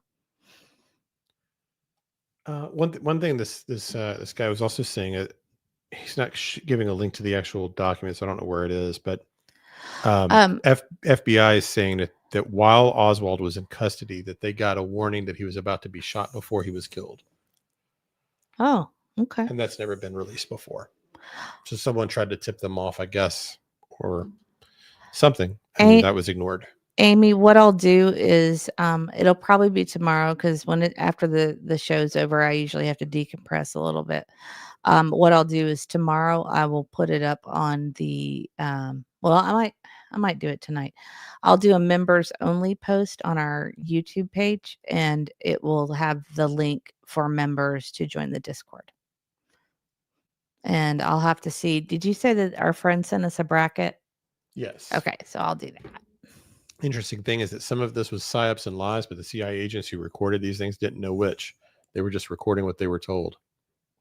It becomes very difficult to know the difference, right?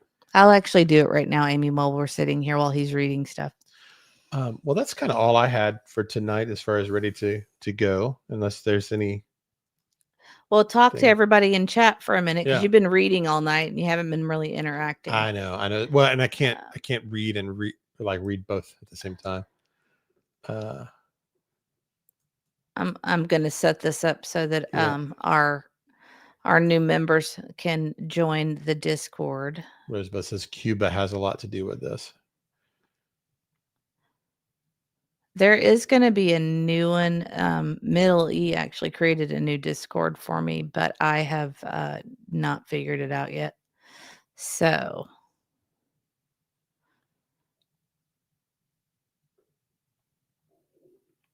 okay. We've got people who've found that link and joined that are members. Cool. Oh, and we had. Do you want to do the members music? And we also had a super chat earlier. I will. Why don't you talk to everybody for a minute, and then I'll do it in just a second. I've got to remember how to do this. Oh, really? So Sense of Soul says, "Hi y'all, I'm very late going back. I found Oswald in my family tree, oddly. Share like a GGGMA." That's crazy. That is wild. Oh, well, Cajun figured it out. Well, good. No, that's crazy. I didn't. Okay. Figured why not. How to join? How to join by being a member? I don't know how to do that stuff. Yeah, I know we just never know when we're going live. We never know. We were debating it today, I think. We were debating it at 3:45. Yeah, Golden Lily says, Mr. E, you must do a part 2 because I'm interested in who done it. Yeah, I just don't know if we're ever going to know the real specifics, like the actual hitman who ordered what specifically. I don't know if we're going to know exactly. I just think so much of that's buried and gone and died with the people that had those secrets. You know. Mm-hmm. And the thing is too, there's also so much disinformation in this that even if someone came out and told you exactly what happened, you wouldn't even know if it was true or not. That's true. You wouldn't, someone said, well, this is how they did it. Exactly. Here's the names of the people. I love documents too. I worried that I'm going to overdo it on reading the documents and it's going to be boring. Like I got into that testimony or that, I don't know, the hearing there. I was like, man, is everybody into this or is it just me? Because I was loving the little back and forth between them. What hearing? Oh, you mean the document you were just reading? And Klein there. All I need is Jesus Coffee and True Crime. Are y'all curious about the Epstein files? Yes. Now, if those indictments ever happen, that's some true crime we'll be covering. Absolutely. Too. So, what I think with Epstein, I cannot figure out. I don't think we'll ever really get files exactly. Because, and I heard this isn't my thought. What someone else said, it was like, makes total sense to me. The problem with the Epstein files is that if you believe that Epstein Island was a honeypot type of operation where you invite billionaire whoever or politician, senator or whatever to your island for a getaway. Why don't you come to my island? We'll hang out. It'll be great. You fly them down. Then you set them up with whatever and you record it. And then you've got blackmail. Then you control the senator or the celebrity or whoever. I mean, that's how you do it, right? That's what Epstein was running. For who he was running it for is kind of the question. Was he doing it for our government, other governments, maybe both, selling it off? I don't know who he was working for, but he was working for someone or multiple intelligence agencies, probably. We're never going to exactly get just like a full list of people that went, because some of those people are going to ultimately end up being innocent. Like some people will not have fallen for the honeypot trap. Or they may do like the grand juries against some of them. And if they don't have enough, then it stays sealed and you can't release that evidence. And so they can't ever come out and just throw all of it out there. I don't think, I just don't think they can do that. But we might get indictments from it. Do you remember Epstein's mansion in New York, where he first kind of started to operate and started to meet all the New York people? Mm-hmm. And when his house was raided, do you remember seeing the video of the FBI wheeling out all those boxes, all that videotape? Because he had the whole mansion. Why, and who knows how much blackmail material he had there. What did the FBI do with all that? Is it destroyed, hidden? Will we, are they using it as leverage on others? Yeah, I don't know. And then, and then Epstein even had which state was it in? Like Arizona or Nevada, where they say it was actually worse than Epstein Island, where it was a worse. Epstein Island's just the famous one, but he had that ranch or whatever out in the desert that was a worse situation. But yes, I am very curious. Thank you, Dreaming of Blue Skies and Sandy Beaches member for 8 months, and we appreciate you. This is another awesome show tonight, Mr. and Mrs. E. But yeah, if any of these people ever face any real consequence for that, and I think that is on the horizon. But like I always say, I'm a little bit of an optimist, so I think I don't think we've heard the end of that. I think Diddy is kind of Diddy's happening Right. with the Diddy parties, and there's more situations like that, and I think they're all coming to light. He might have been.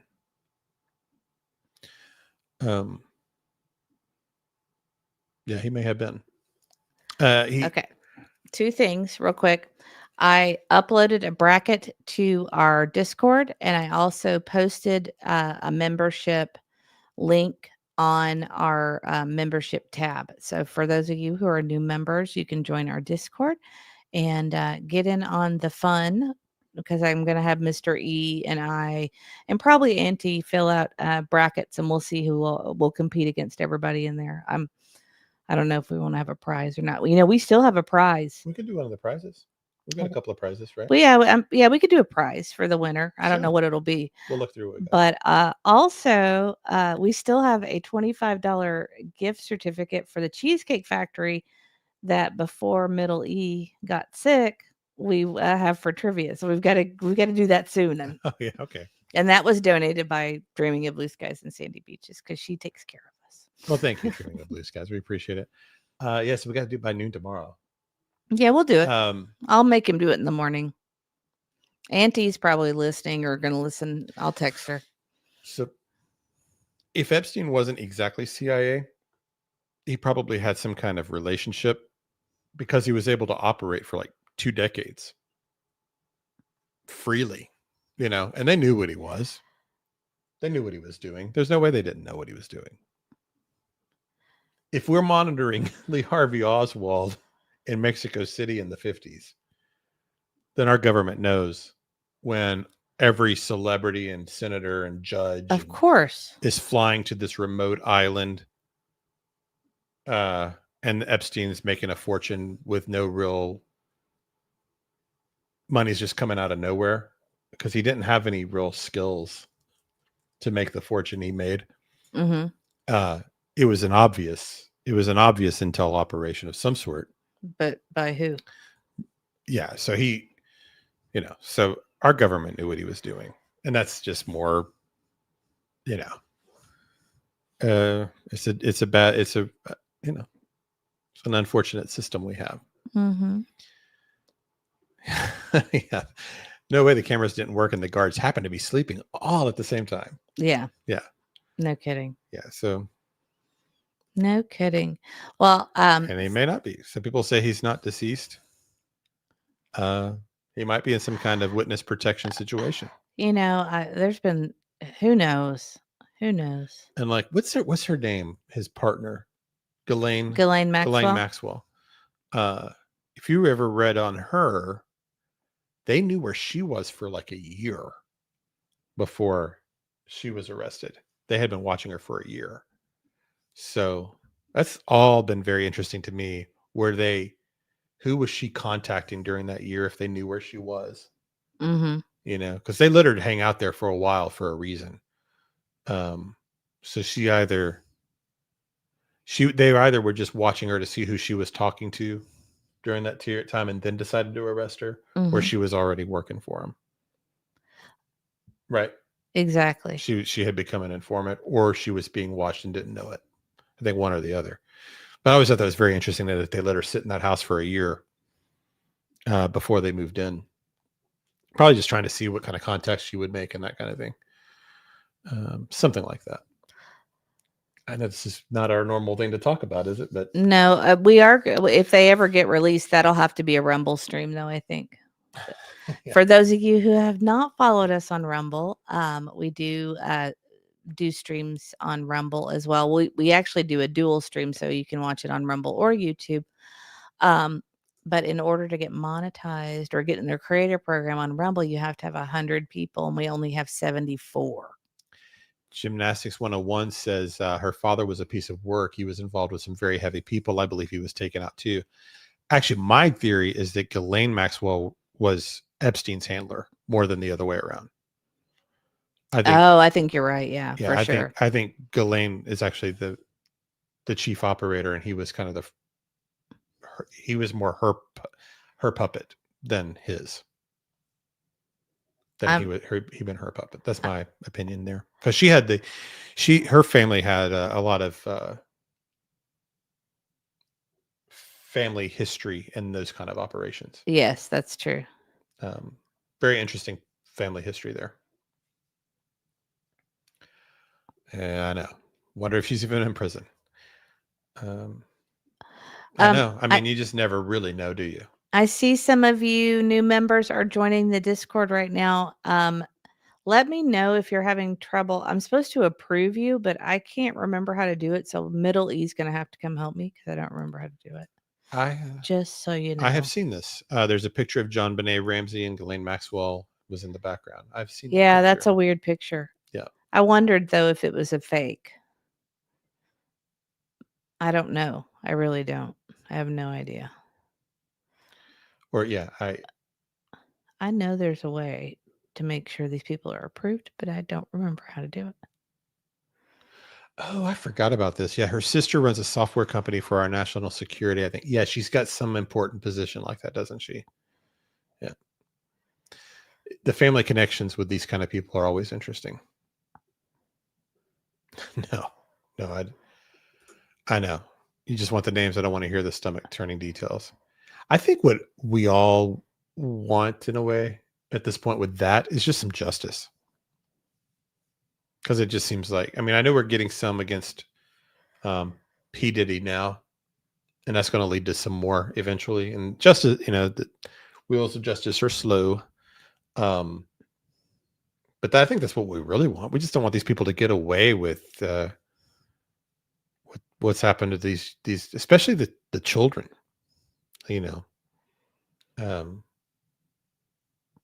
used as pawns, and their lives destroyed and all of that. Speaking of which, kind of off topic since we're not talking Sebastian tonight exactly, but I know most of our audience here is familiar with it and been with us through all of that. And if you're not, bear with me just a moment. But I've been listening to a lot of crime junkies lately, and I always just think of Sebastian, comparing it to other cases whenever stuff comes up. And there are so many cases out there where the DA just takes their time sometimes to bring charges. Mm-hmm. And I've listened to a couple recently where it's like the detectives feel like they've got all the evidence they need, and it's the prosecution that goes, we're not quite ready to pull the trigger. And the detectives are like, what else do you want? We've got it all right here for you. So it's not always right. The point being, like, we don't really know what's going on with Sumner County. It could be a situation where they're like, look, we've given you this, and this, go for it. And the prosecutor might be saying, let's wait a little longer. Another thing I kept hearing coming up was how long this digital evidence stuff takes. And there was one I was listening to. It took like 4 years for them to get it all. And that was it was actually a similar case to Sebastian, except they knew what happened to the person, the victim. So that was a little different. I don't know. It's just interesting when you listen to other cases and you kind of compare. But that kept coming up in the ones I've been listening to recently, was just that the prosecutors were the ones kind of holding it up. Sorry, I'm trying to figure out this Discord thing. I think I made it where people can chat. I'm not sure. If you can't chat, message me or email me, please. I know. I mean, the Diddy stuff is outrageous. Well, we should wrap it up. It's almost your bedtime, sir. Yeah. I've got songs to play, don't I? Forgot. All right. Well, this is we'll go ahead and do, let's see. Oh, first I want to do the poll. I forgot. So our poll is, I'm going to end it right now in 5, 4, 3, 2, 1. The poll is, ended. And it's our final. Who do you believe is responsible for JFK's assassination? Conspirators, 84%. The lone gunman, Oswald, 15%. We had 88 votes. And comparing that to our the one you did on X, it's pretty similar. We have 89.3% coup and 10.7% lone. So that's kind of very similar. Yeah. It's you, if you did a poll that was like, what color is grass? Like 89% would say green or You something, think so? and like it's so hard to get like a group to be 89%. Mm-hmm. That's like an overwhelming number, Right. Let me see what I missed here. Oh, SS Butterflies and a super sticker. I missed it. Let me see if I can see it. I don't. The question is, do you believe Sumner County will have a new sheriff in town? I don't. No, I don't. Mm-mm. I think it'll be Craddock. Thank you, S Butterfly Kisses, and thank you, Gymnastics 101. That's so sweet. Because I think it's kind of like this. He's already there. Who's going to run against him and rock the boat and be that guy? I'm just You know kidding. what I mean? I Who's know. going to do that? I'm just kidding. Oh, see, there you go. Dreaming of Blue Skies. It's bluegrass. So you'd be in that 11% that said grass was not green. That's hysterical. Yeah. That's hysterical. Yeah, I mean, Rosebud's right. Yeah. Yeah. First, they have to get all the digital evidence, and they have to go through it, and all that can take a long time. And you just imagine just all the emails and all the tracking, and like and if it's a conspiracy, it's even more phones and more geofencing, and thank you, Ava. We will the continue. The warrants they have to get, and there's the I was listening to one of these too. Is about the privacy violations. Yeah, that might be more the obstacle than anything. It's the DA. Mm-hmm. They were talking about the just Very getting true. the cell phone dumps, like the cell phone tower dumps can be tricky. You can get sued for privacy violations and stuff for that. And, there's issues with all the digital. That's true. All I need is Jesus Coffee and True Crime. Solving the Sebastian Rogers case would definitely help his reelection. Oh yeah. And that's that's kind of one of the things that we said a while ago is that will be his legacy if he's able to solve this. No doubt. Mm-hmm. No doubt. And he will never have to worry about a job a day again in his life because people wouldn't let him leave. Sure. So, well, I'm going to start playing our songs. I'm going to welcome all of our new members. Welcome to the dog town. Your front dog now. Members only. Welcome to the dog town. Your front dog now. Members only. Welcome to the pound. Members only. Bow wow wow wow wow. Doo doo doo. That makes me happy. Did you see this? I might have missed this one earlier. I said thank you just a minute ago. Oh, you did? Okay. And it was a super cute sticker. Do you want to see it? Sure. Look, it says, how are things going? And it was her 5th sticker. Well, thank you very very sweet. much, SS Butterfly Kisses. Very sweet. And I think you were gone for gymnastics earlier. Yes, I saw that. Thank you so much. We are happy to have you, and thank you very much. We appreciate that. Thank you. And Rosebud also, thank you very much. Well, guess what? They These get a songs song. are for them. Yep. Thank you for the super chat. Thank you for the super chat. Thank you for the super chat. Thank you for the super chat. Thank you for the super chat. Thank you for the super chat. Thank you for the super chat. Thank you for the super chat.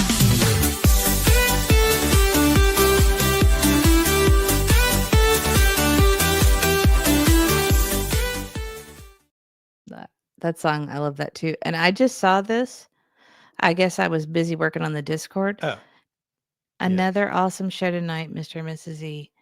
Dreaming of Blue Skies and Sandy Beaches has been a member for 8 months. I didn't even know we've been on here 8 no, months. not funny. It Thank doesn't you seem like so I've been much. doing this that long. Thank you so much. You have been one of our biggest supporters, and we appreciate you so much. Thank you very much. You've been so kind.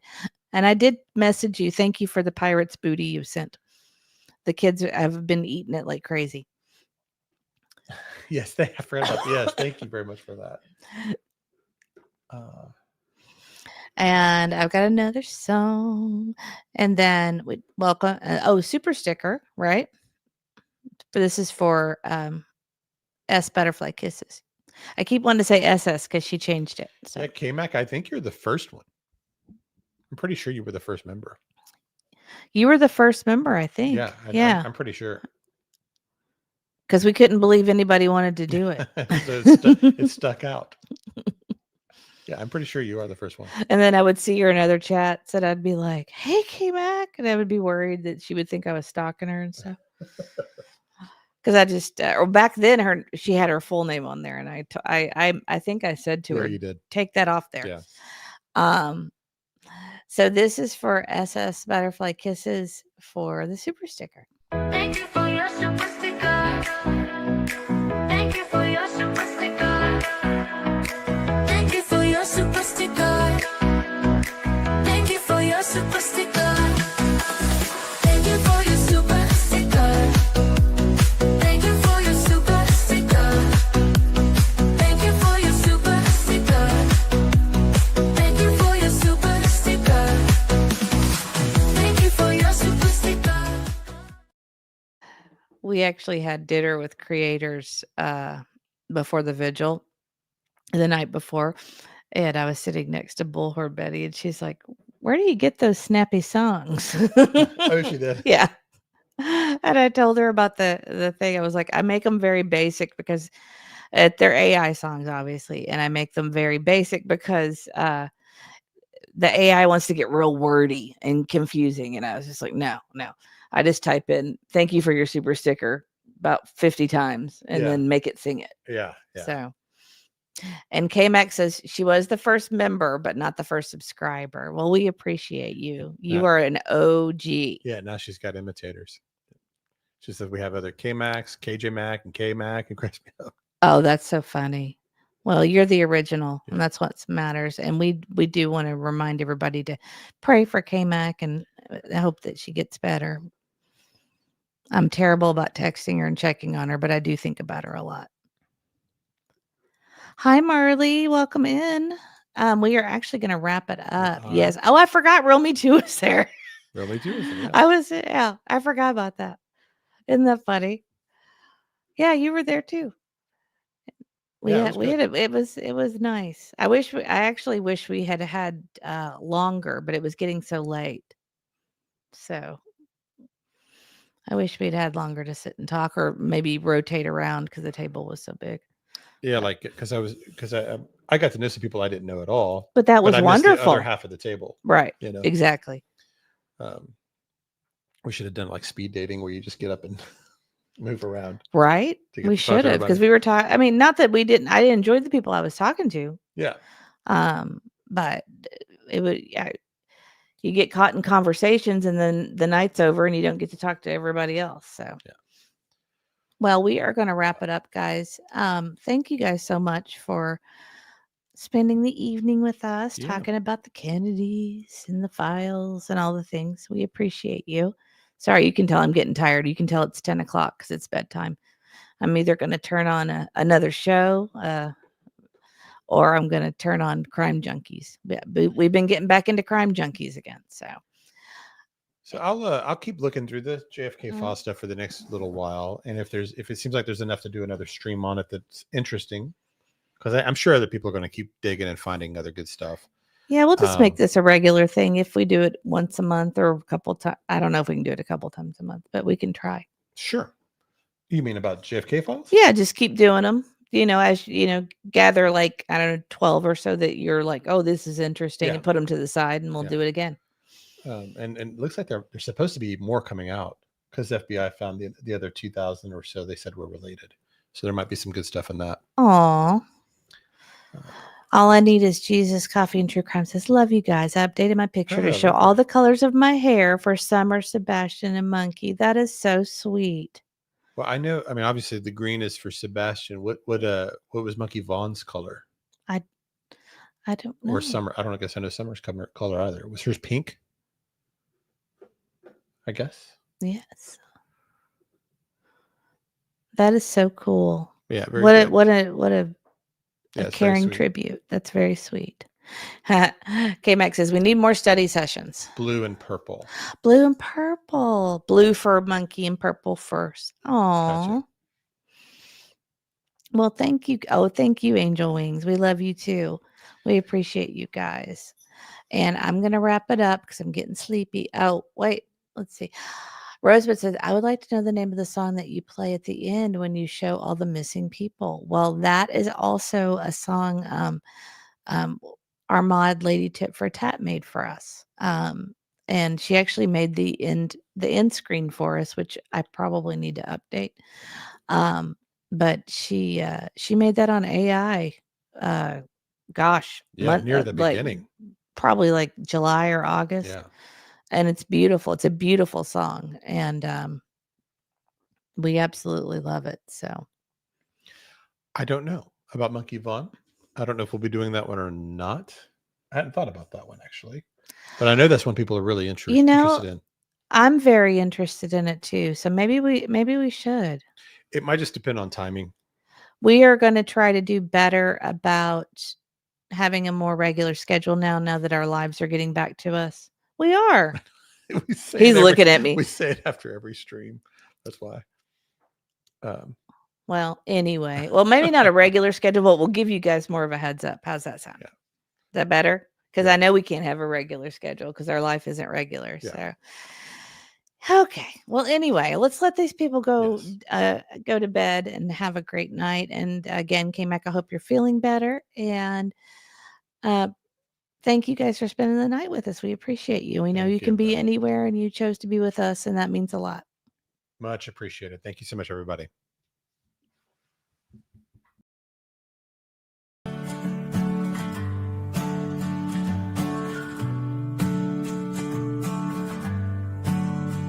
We remember you. We remember you. Ooh. We're still here for you. We'll shine a light for you. We're holding on to hope for you.